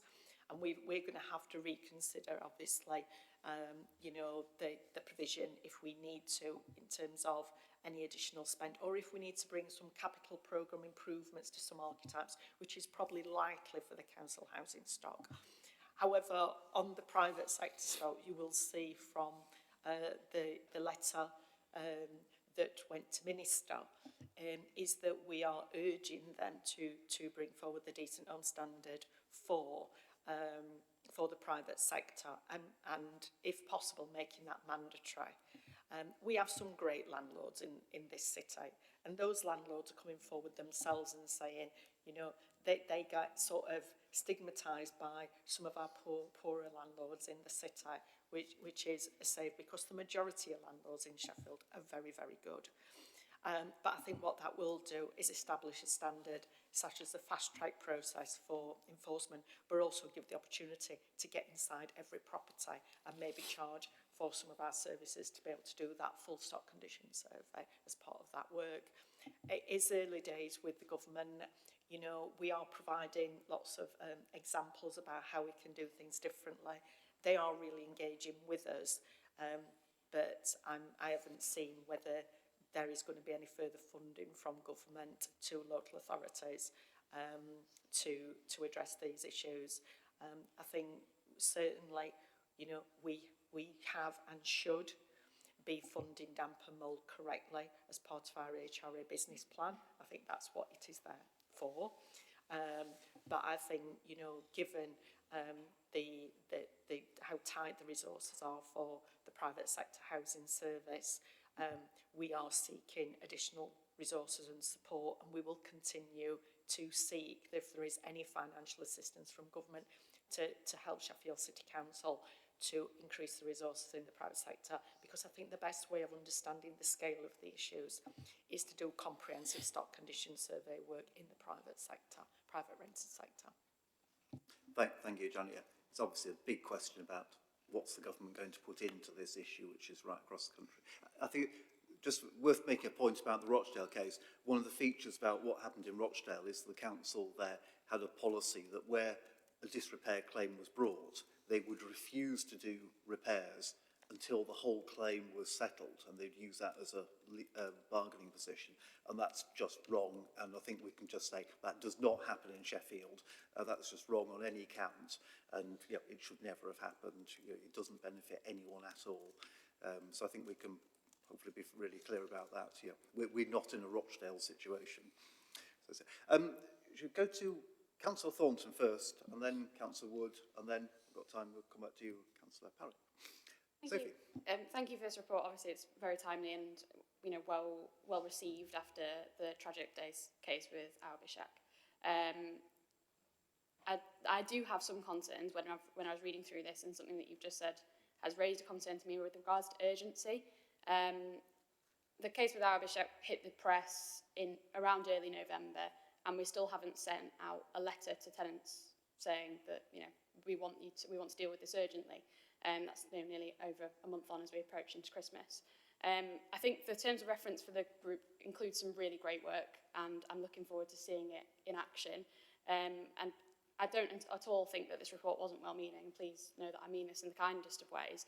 But I am quite concerned as, you know, let's sit around a table and agree a policy that damp and mould is important doesn't necessarily scream that a child died, and we want to make sure that that doesn't happen in Sheffield here, to me. So I was wanting to get some clarification on what resources are we going to allocate and what workforce are we going to allocate to deal with this problem. When we look at the numbers of damp and mould cases in 2.3, you know, in the next 28 days, how many of those cases are going to be dealt with? In the next 3 months, how many of those cases are going to be dealt with? You know, you've talked a bit about triage, and I was going to ask about triage, so I'm happy with that. But, you know, how can we, within 3.2 as well, like how can we self-assess ourselves against the Ombudsman report, and what deadlines can we set on that? As well, with the amount of cases that we currently have, and you said yourself that this seems, you know, as a proportion of our housing stock, it's probably a low figure. That to clarify, that's based on self-reporting cases that we were already aware of.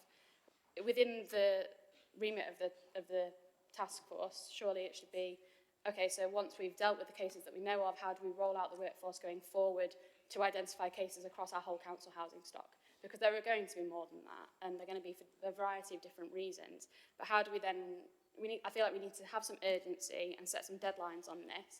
Have we sent out even any emails to residents on this issue yet?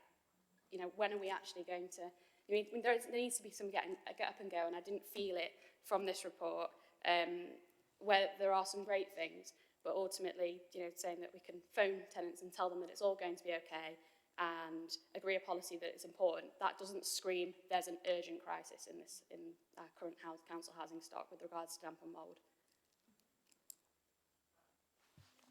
Well, I think if that how's the report read, that's not the intention, because I think our tenants and residents are at the heart of this. So what we have done, and what we did, was go back and look at all of the cases that we had.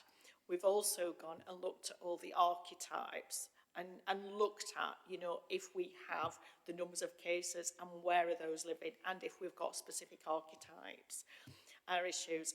And also we have done obviously some information obviously on the website, and I think there's been a press release, you know, to encourage people to come forward. Certainly what we've got in terms of the contact centre is obviously fast track, clear information advice, and within the repair service there is a dedicated team who is just dealing with damp and mould, triaging information, and also to look at with anything else. We've also reached out to other statutory services, so you know, adult social care, children's, GPs, to say if you have got cases coming to you that are related to respiratory, that could be a condition of the home, send those in and we will triage that information. And that, so one of the things we need to be is, it is also, we've got information of, it's gone out to our tenants in terms of like tenant news and information. And also we've fully briefed our tenant representatives, you know, in terms of, you know, within our tenant scrutiny meetings, in to say like, if we've got cases, please reassure tenants to send that information in. We've also got the tenancy management services, you know, to actually, all but encourage people to report things, and they will report things as well if they see them on the ground, obviously, during tenancy visits, and also the repairs and maintenance if they go for other issues in properties and are picking up issues, is getting that real life operative feedback to us in terms of areas where we need to concentrate on. We just need to make sure that we're dealing with the here and now, but also opening those lines of communication, but also making sure that when we do write out, that we have got the team in place, obviously, to be able to respond very, very quickly to those situations, and also to determine whether it is damp and mould or whether there is something else going off inside those properties as well.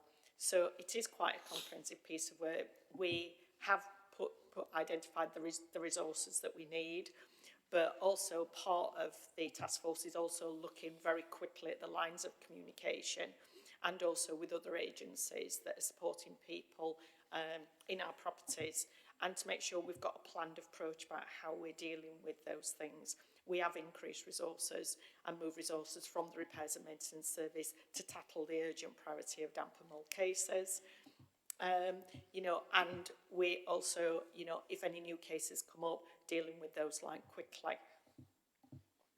Thank you, Janet. It's a pretty comprehensive display of what's going on. Have you got follow-up to that? Yeah. So with the numbers of cases that we have outlined in point 2.3, can we set some deadlines on when we will have these dealt with? Can we get an update in 28 days, for example, on how many of these cases have been dealt with to this committee? Absolutely. You know, one of the things that that I'm receiving obviously is a weekly update in terms of the cases that repair service, and and to be fair to repair service, they are working flat out targeting resources at these cases, and so we've got a weekly you know information around how many we've done, any new cases we've coming in, what we've got in the system, and certainly one of the things I do want to bring to this committee is obviously our clear self-assessment. You know, we will also be having that challenged as well, but also making sure we've got the arrangements in place. Some damp and mould cases will be quite fairly easy to resolve. Some of them will require comprehensive capital programme works. So there will be a mixture, but the ones that are fairly easy to deal with, let's deal with them quickly. And the ones that need more longer term, it might be gutters, it might be your water coming from windows, it could be a whole raft of different things, is we get them prioritised within the capital investment programme that is also coming to this committee for approval in February as part of the HRA business plan. Great, thanks very much, Janet. Okay, should we take Paul's question and then we've got one.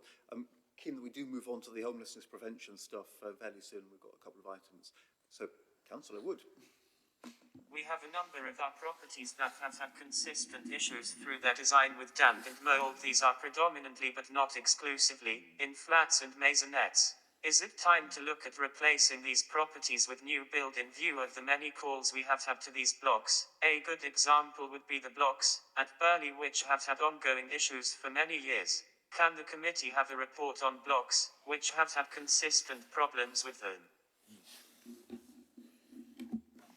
Yes, certainly. As part of the work we're doing is we're looking at problematic archetypes. But I think, you know, we have half of the council housing stock is flats and maisonettes. So that's a considerable. One of the things that we have been looking at is additional sort of ventilation, maybe external ventilation that we can look at for those properties, you know, to give. We also have to watch that we don't make them so airtight, you know, that buildings can't breathe. And that's something that we need to do. And also one of the key factors of, you know, problems with damp and mould is cold homes. And one of our priorities is make sure that those archetypes that are probably some of our coldest homes, that we also accelerate those work to those properties to make them as energy efficient as possible. And also look at other situations. Sometimes we have quite a lot of people living in flats and maisonettes. And also, you know, people, there's insufficient sort of drying areas and space for families. And so one of the things that we are doing is whether we can utilise, you know, maybe redundant garages, particularly under the maisonettes, to see if we could provide a different capacity to help and support families living in some of those problematic archetypes to do something differently. Certainly, you know, we do, you know, we have ongoing, obviously, reviews of archetypes to see if it's worth investing in those properties. I believe our maisonettes are fine, but I do think they need some works to them, and that will be part of the capital programme to look at what those works are needed, but also to make sure that we haven't got statutory overcrowding taking place in those properties as well. So it's not just about the fabric, it's also about thinking carefully about our allocations policy and to make sure that people living in it, we haven't got so many people and we're statutory overcrowded, which is putting other pressure on those buildings, and actually that is having an impact on the condition of those properties. So making sure that we are looking at family makeups in certain problematic archetypes, as well as looking at how we address the building fabric issues. Thank you. Thank you, Janet. Yeah, that okay, Paul. I did wonder if we can actually invest in washing lines. I mean, it's a serious issue about when you live in a flat where you dry your clothes, and I know there's obviously lots of issues about having shared communal areas, but actually they used to be much more common than I think they are now, probably for all sorts of reasons. But whether that's a possibility at very low cost that might give people some options, whether they'd want to take those or not, I don't know. Absolutely, and one of the things that we've got in some types is we've got sort of balconies that might need a bit of strengthening work, and we might be able to enclose them for some specific things. So we are going to look, as part of this work, obviously as part of the archetypes, but then also look at other ways we can support families to be able to not have damp and mould in their properties, and we might need to think differently about how we help tenants and residents in accommodation to be able to live their life, dry their clothes, and to be able to think of what else we can do to address some of those issues. But I do think that what we have to do is make sure that the buildings we have a design solution that allows for all lifestyles. And, whether it's a single person living in a masonette or whether we've got a large family living in our masonettes, that building will work whatever the size and makeup of those families living in those properties. Yeah, thank you. That's some really good points there.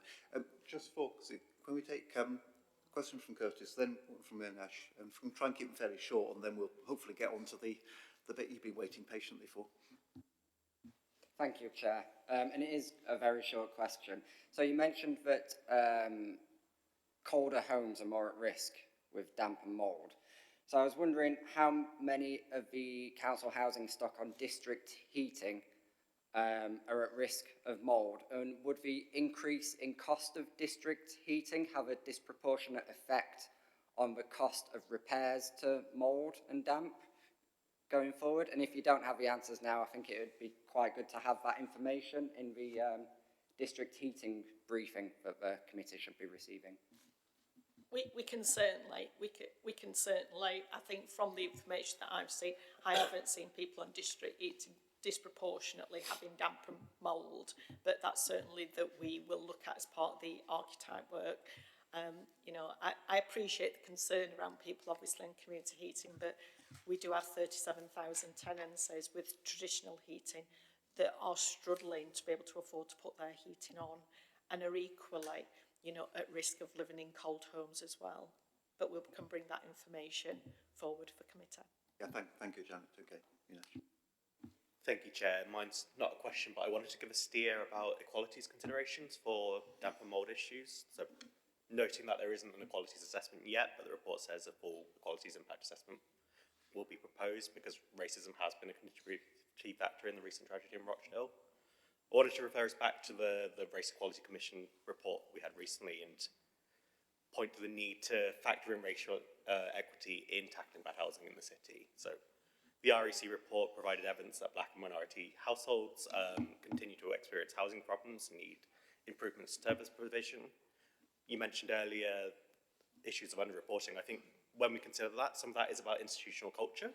That's about the ways people are treated and how seriously their concerns are taken as well. The REC report spoke to, considering a bespoke BME housing strategy and considering meaningful and long-term consultation and co-production with underserved populations in our city. Also spoke to the fact that BAME residents are often clustered in particular wards, so that resourcing how we tackle racial disparities needs to consider geography and indices of multiple deprivation as well. So I just wanted to request that when we have a fuller equalities impact assessment for this report, that we give racial justice and the REC Commission report specific consideration, reference and clear recommendations from that report for how we deal with damp and mould as well. Absolutely, and there were some specific recommendations regarding housing the city, and we do know that some of our lowest income households are probably living you know, in some of our poorest homes in the city, you know, large concentrations obviously in the private rented sector, but maybe in council housing and in housing association properties as well. So we are doing a full response and action plan to the Race Equality Commission report, and taking that into our review of our key policies as well. So yes, a damper mould will be in there as part of those other considerations, and once that work is obviously completed, we will bring that forward to committee. Is there a timeline for that REC work? I think it's well, some of that will be factored into the new housing strategy, and that will probably obviously lead to a clear action plan. And we're also working to the council's timeline of the full response and action, you know, following the Race Equality Commission report. So it will probably be sometime early in the new year. Thank you. Thanks, yeah. I'd certainly endorse what you just said there, Nilesh. But also, conversely, I think that if we can crack some serious action on damp homes, that will actually contribute to narrowing the gap on racial disparities in the city. So it's definitely one to consider. Sorry, Ajman also wanted to come in. Just very briefly, I just wanted to assure the committee that, you know, senior leadership within operational services and repairs and housing do take this seriously. Compliance is a really serious matter, as I've already alluded to, and there's a huge amount of work that we're doing, not only on this particular area, but all the other things that the committee has been talking about. So I just want to give you that reassurance on that, but we do need to have a prioritised focus. I know it's urgent, we need to deal with that, but it has to be methodical. We have to have it intelligence-based and make sure that we do the right things that give the right outcomes as well, rather than having a scattergun approach. Some things are going to be more easy to deal with than others, so we need to be mindful of that. This is not something that's just peculiar to Sheffield City Council. It's something, you know, that's across the country, and in fact the reference that you make to Hackney was a previous authority that I worked with. I'm familiar with the issues that they face as well. So we need to learn from others, and as Jenna has mentioned, we are working with our RP partners in the city as well, and make sure that we have a combined effort to deal with this difficult problem. So I just want to give you that reassurance. Thank you. Thanks. I think it's a really helpful point to round off on. If we look at the recommendation on page 144, effectively it's just to note the contents of the report, and obviously you've got the letters attached to it, which we really wanted to get out to the public to show that there's a clear statement of what's being done. Can I ask the committee to approve the noting thereof? Right, getting nods all round. I think we treat that as a unanimous thing. So thank you very much for that. Dean, I don't know if you're going now. Janice, you'll be staying. If we move on to the homelessness prevention item, then I guess we can start by asking Suzanne and Danielle to introduce themselves, especially as you haven't even got a name card yet, Danielle. But over to you two. Thank you, Chair. I'm Suzanne Allen. I'm the Head of Citywide Housing Services for Sheffield City Council, and I'm the responsible officer for producing the homeless prevention strategy. Danielle Simmonite, and I've been supporting on the homeless prevention strategy. Right, well, thanks very much. I guess we'll just go through the report that you've got, and we'll take some questions from there. Thank you. Thank you. I'm obviously conscious of time today, and what I'll do is assume that people have had the opportunity to read the strategy. But of course, if you've got questions and queries as we go forward, I will answer them. The purpose of bringing the report today is seek approval for a new homeless prevention strategy.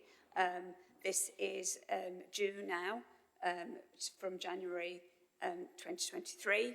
Our current strategy ends at the end of this year. So, and it is a statutory requirement that we do have a homeless strategy or homeless prevention strategy. And that is actually the only housing strategy we absolutely must statutorily have. So it is important that we have one in place. The strategy itself sets out our vision, proposed vision for the next 5 years, and how we would intend to deliver on that by setting out a number of priorities. We have co-produced this strategy with partner agencies, stakeholders, and of course people who are affected by homelessness in the city. And we have been working on that. And Danielle said she's done an enormous amount of work in the last year with colleagues within housing, other council departments, but all of our partner agencies. And I would stress that we have a very strong prevention forum, Homes Prevention Forum and strategy steering group that works with us continuously to address homelessness in the city. We have and we are required to review homelessness in the city to see what has happened in the last 5 years in order to produce a new strategy, and we have done that. And at Appendix 2 there is an extensive set of data to explain some of the key findings about what is happening in the city. And we have also produce action plans that support the strategy, and there will be a new one, but we have reviewed the current action plan to see where we've got to, and that is appended for you, putting the main points that we said we would do and what we have achieved, but what we still need to achieve that will be put forward into the next strategy.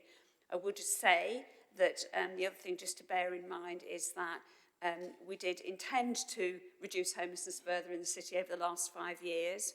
We did make some strides towards that. We have been affected badly by the pandemic experience. Our residents have experienced an increase in homelessness, and this has impacted on the outcomes for them in terms of what we can do. And I would also say there is, as you are all aware, a shortage of affordable housing in the city, which is one of the key barriers to helping people both prevent homelessness, to deal with it earlier, but also to fulfil their housing needs. And that is something we are addressing in our stock increase programme, but also working with registered providers in the city and other housing providers.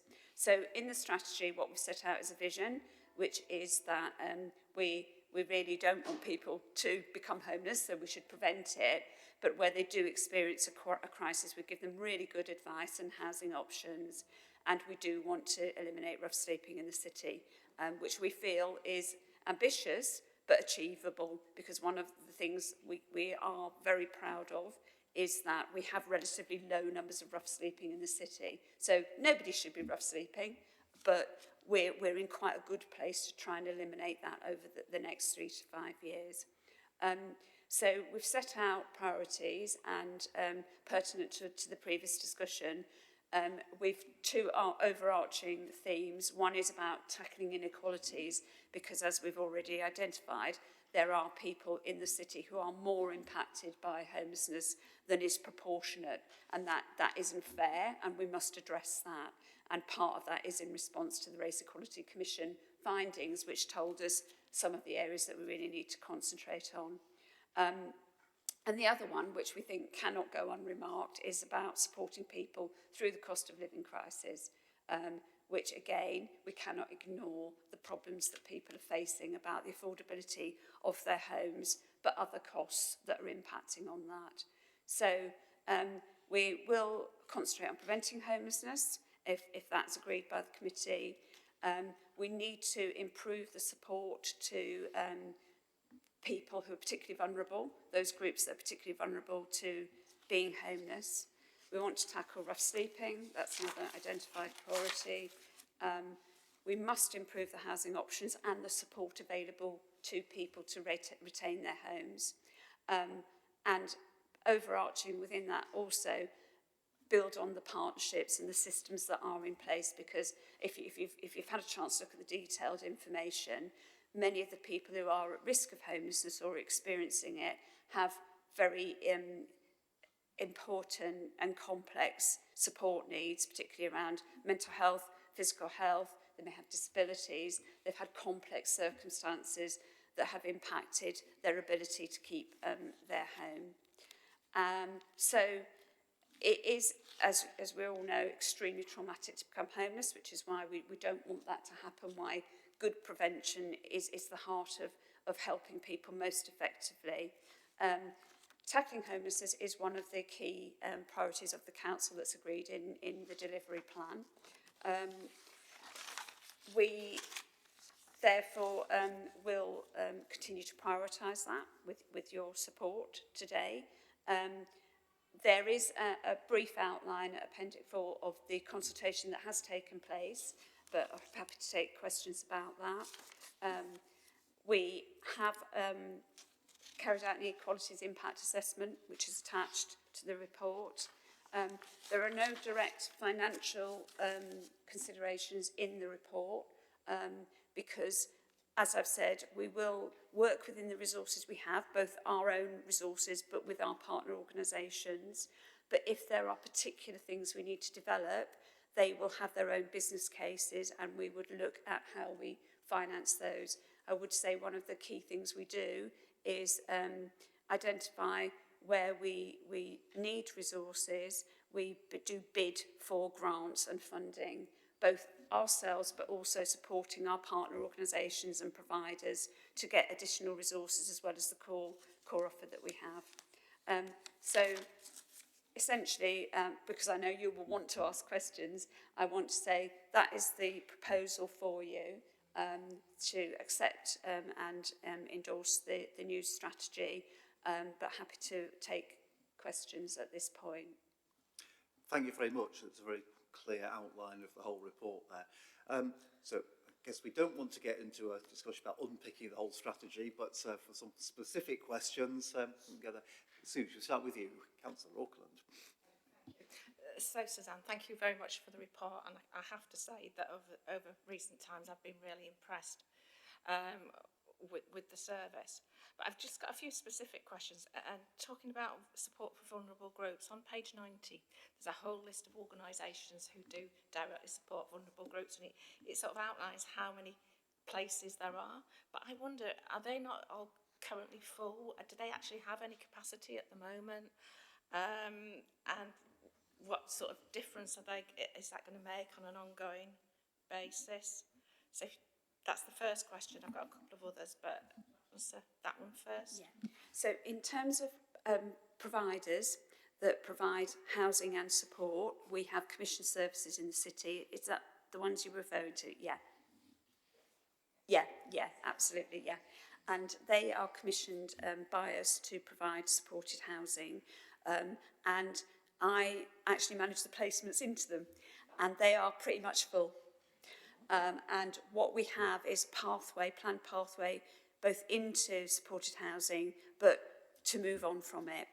And this, again, it does impact on those services when we have a shortage of affordable move-on options, and we're very heavily reliant on council housing, but also other registered providers. So one of the things we do need to do is expand access to good quality, affordable, private rented housing, as well as to our own stock. And I would stress, in light of the previous conversation, we only use private rented accommodation that is of a high standard, that has been checked by our private sector housing team, and where the landlord is a responsible landlord who works with us. So, but there is an issue about the numbers of supported housing, but also about whether it meets everybody's needs.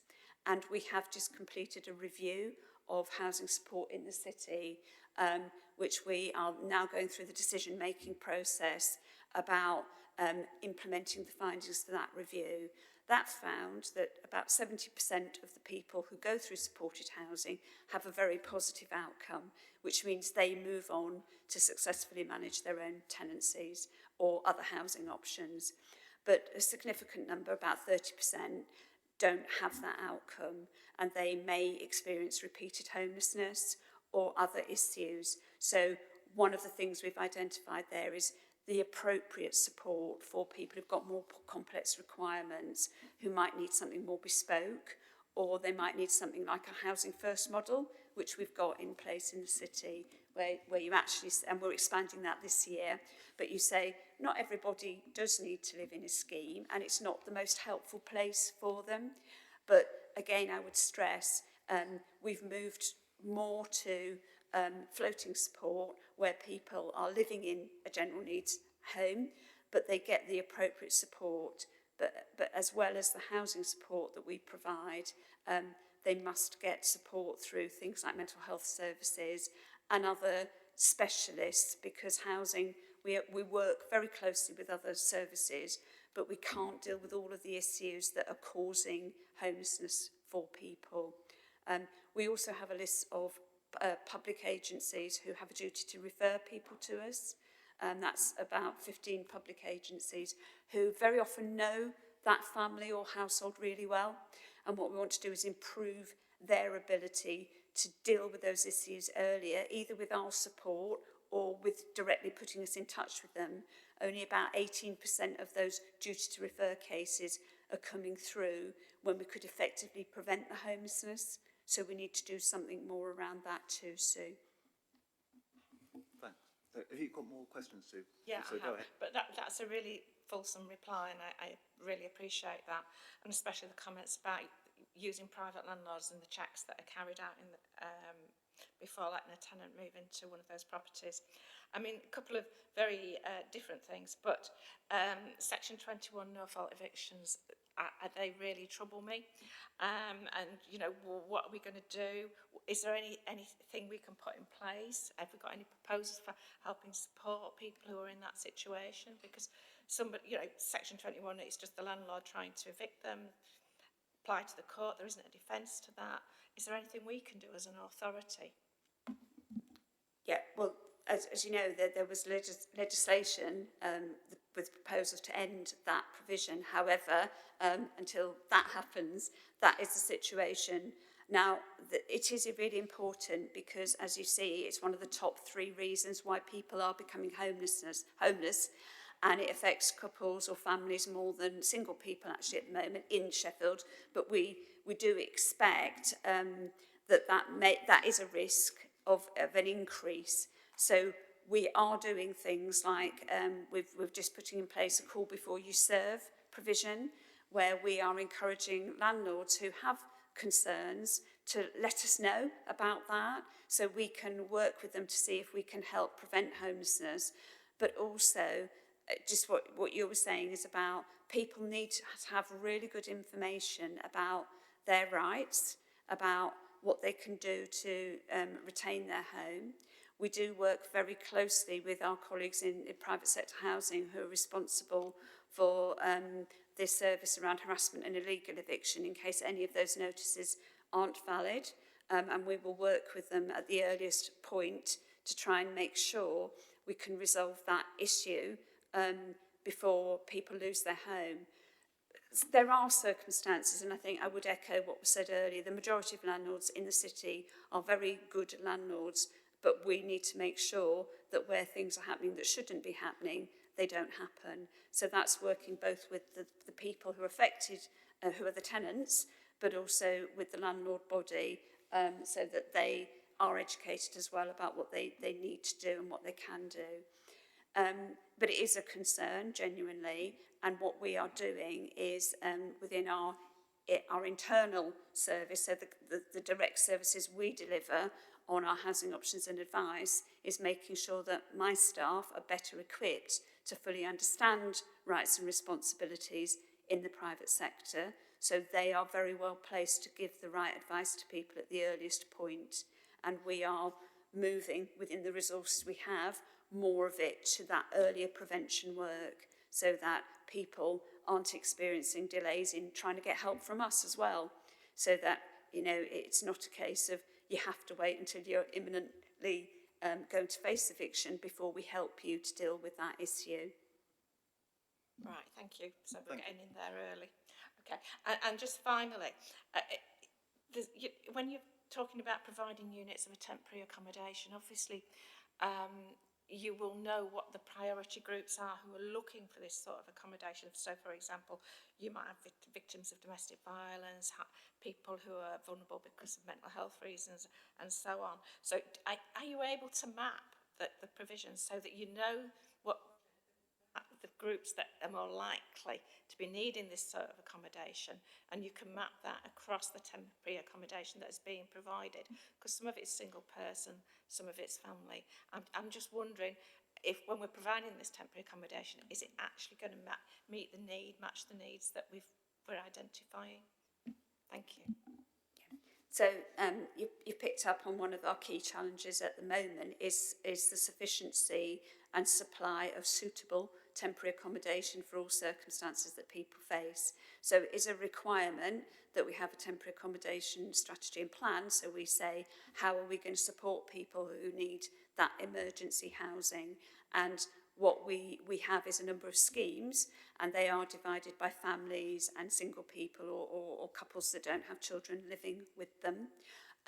We also have plans to develop new schemes that are absolutely tailored to the needs of those households. At the moment, we're relying on dispersed units of accommodation, which are essentially general needs housing that we're using for temporary accommodation. It's all our own stock. We don't use anything outside of our own stock currently, but we've also got a high number of households in bed and breakfast accommodation. Now, what we do, and I don't want anyone living in a hotel, it's just not the right place for anybody to be, and it certainly wasn't the situation we were in 5 years ago. So what we do before we place anybody is a risk assessment to determine, so we do a housing needs assessment and risk assessment, so we fully understand their circumstances, and we are certain and assured that whatever we are offering to them, it is reasonable and suitable for a short period. Some of the people you've mentioned, so for example, victims of domestic abuse have experienced that. We do place people directly into the refuges that are available, and the other safe zone housing for people who've experienced that. But absolutely, that refuges aren't suitable for everyone. So quite a high number of people are also placed in temporary accommodation schemes. But again, we will work with them about what is suitable for them. And when we do place them in dispersed properties as well, I will give the assurance that we will know, for example, if they've experienced violence or abuse in a certain area, we wouldn't place them there. We'd respect what is required for their safety, and we work very closely with, through the MARAC process as well, with the police and domestic abuse specialist services to understand those individual circumstances. Thank you. Very comprehensive. Thank you. Thank you. Yeah, that's really helpful.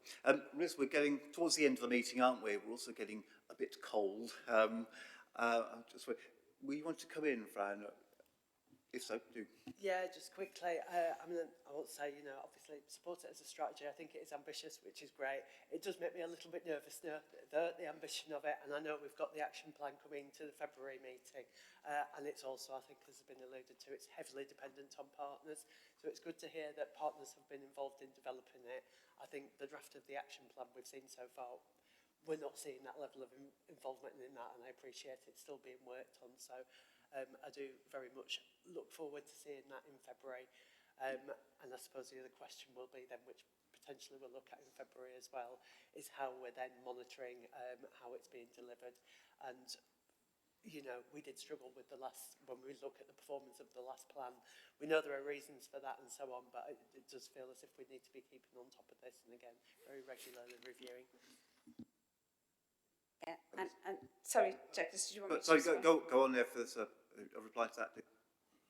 Yeah, I absolutely agree with you. The devil's in the detail, isn't it, about how we are going to deliver. And this is one of the key learning points from the last strategies. We had lots of ambitions, lots of partner involvement, but then it's hard then to say, so how are we going to clearly do that? And one of the things we are having is clear targets. So we say, what would success look like then across the partnership?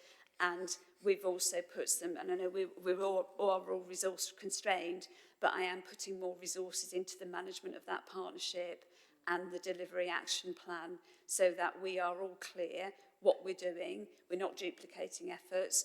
We're all clear how far we've got. We're all clear what we might need to adjust as well during the 5-year period, because I'm giving you my best advice now about what I think we need to do, but clearly things are developing and quite volatile, really, aren't they, in terms of what's happening for residents in Sheffield.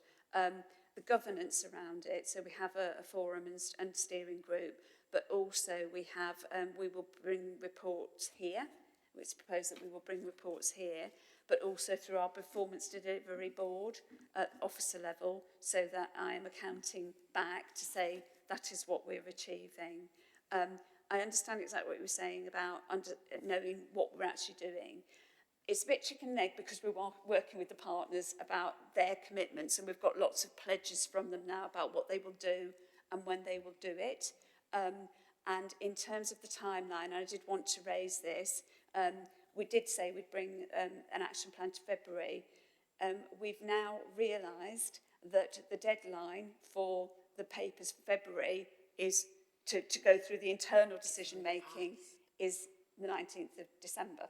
So what I was going to ask, with your forbearance, would it be possible for us to bring the action plan in March rather than in February?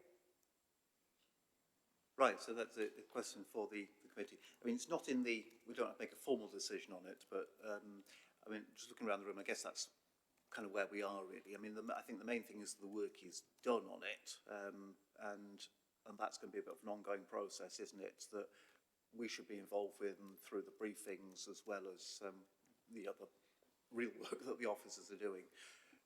Can we say that we're broadly okay with that? Okay. I mean, I think it's the action plan that is going to be the really key thing, and actually then doing the actions. With that in mind, are we okay to do the formal approval of this? So the recommendation's on page 42, but it is simply to approve the strategy that's been presented to us today.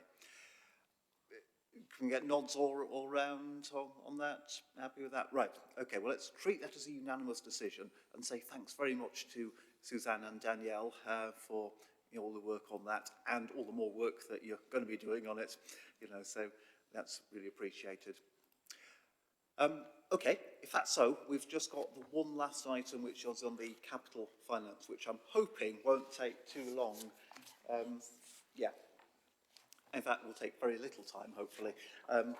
Janet, over to you then. Yes, so you will recall at the last committee meeting, provided a detailed update on the housing investment programme and also its 5-year programme. This is a sort of a monthly monitoring report that details the variances from that programme. So apologies for the delay in circulating the report.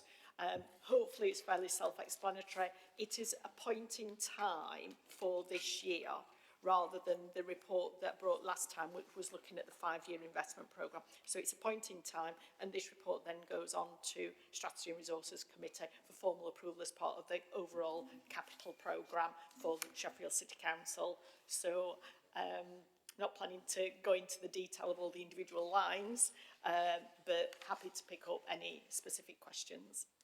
Thank you. I think it's really information for circulating and formally noting, isn't it, rather than something to discuss now. Does anyone have any specific questions, though? If not, then... Oh, so you do? Yeah, Councillor Thornton. Sorry, hearing a lot from me today.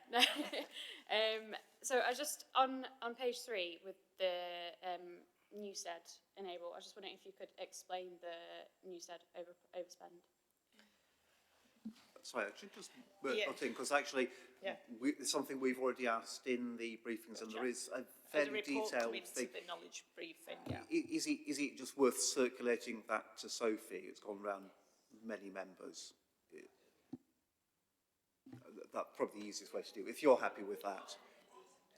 Got a detailed analysis of why that enabling works has increased significantly.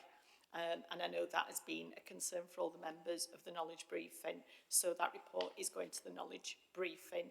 And then when I bring the overall 5-year investment programme report for approval to this committee, that will also be reflected in terms of that scheme. And also, I think we've done, we're doing a detailed investigation as part of the original site survey work that was undertaken by our capital delivery service, of why some of the works was not identified at a much earlier stage.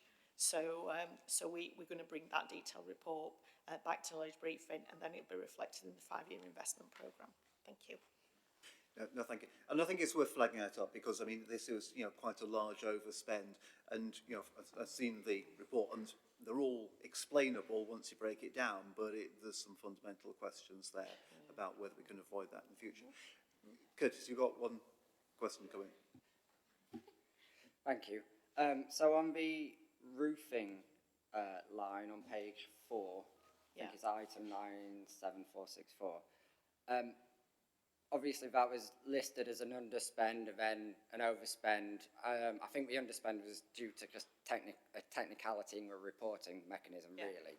But from the way I was reading it, because we're in the process of finalising the expenses with the administrators, so do we actually know what the potential liability is there? What's the sort of maximum hit to the council that the council might have to take on that? What was the original budget for the roofing project? And is there a risk there that the council might not be able to afford to finish the project? So I can provide a detailed analysis post-meeting, but one of the things that the council does is it pays for works that's being carried out. The risk with the contract that is now in a formal process with regarding its administration was the cost of re-tendering the works. However, we need to do those works, and obviously within the housing investment programme provision is made. So it will be just if there is a difference in tender prices with regarding that overall like contracts. We are not expecting it to be significant. What you've got here is a snapshot, a yearly snapshot, rather than we've got quite a significant roofing replacement programme. So it might be better if we bring that forward as part of the future report that looks at the overall 10-year programme for roofing replacements. Yeah, thank you. That's probably the way to deal with it, isn't it? Shall we, it's very nearly 12:30, we're happy to note this report, which is all we're required to do. Figures are there. If so, I think we're at the end of the agenda now, so thanks very much for bearing with us. We can now go and get warm or something. It's, everyone's been very patient. But yeah, thank you to everyone who's been here today and participated. Thanks to Janet, and thanks to Janet, if you can let everyone know who's attended today. Rob and Ashban too, as well as Rachel and Claire. Thank you very much, and we'll see you all, here, 2nd of February, which seems like a long way away, but we won't be seeing it then. Okay, thanks. You okay, Paul? Yeah, cool.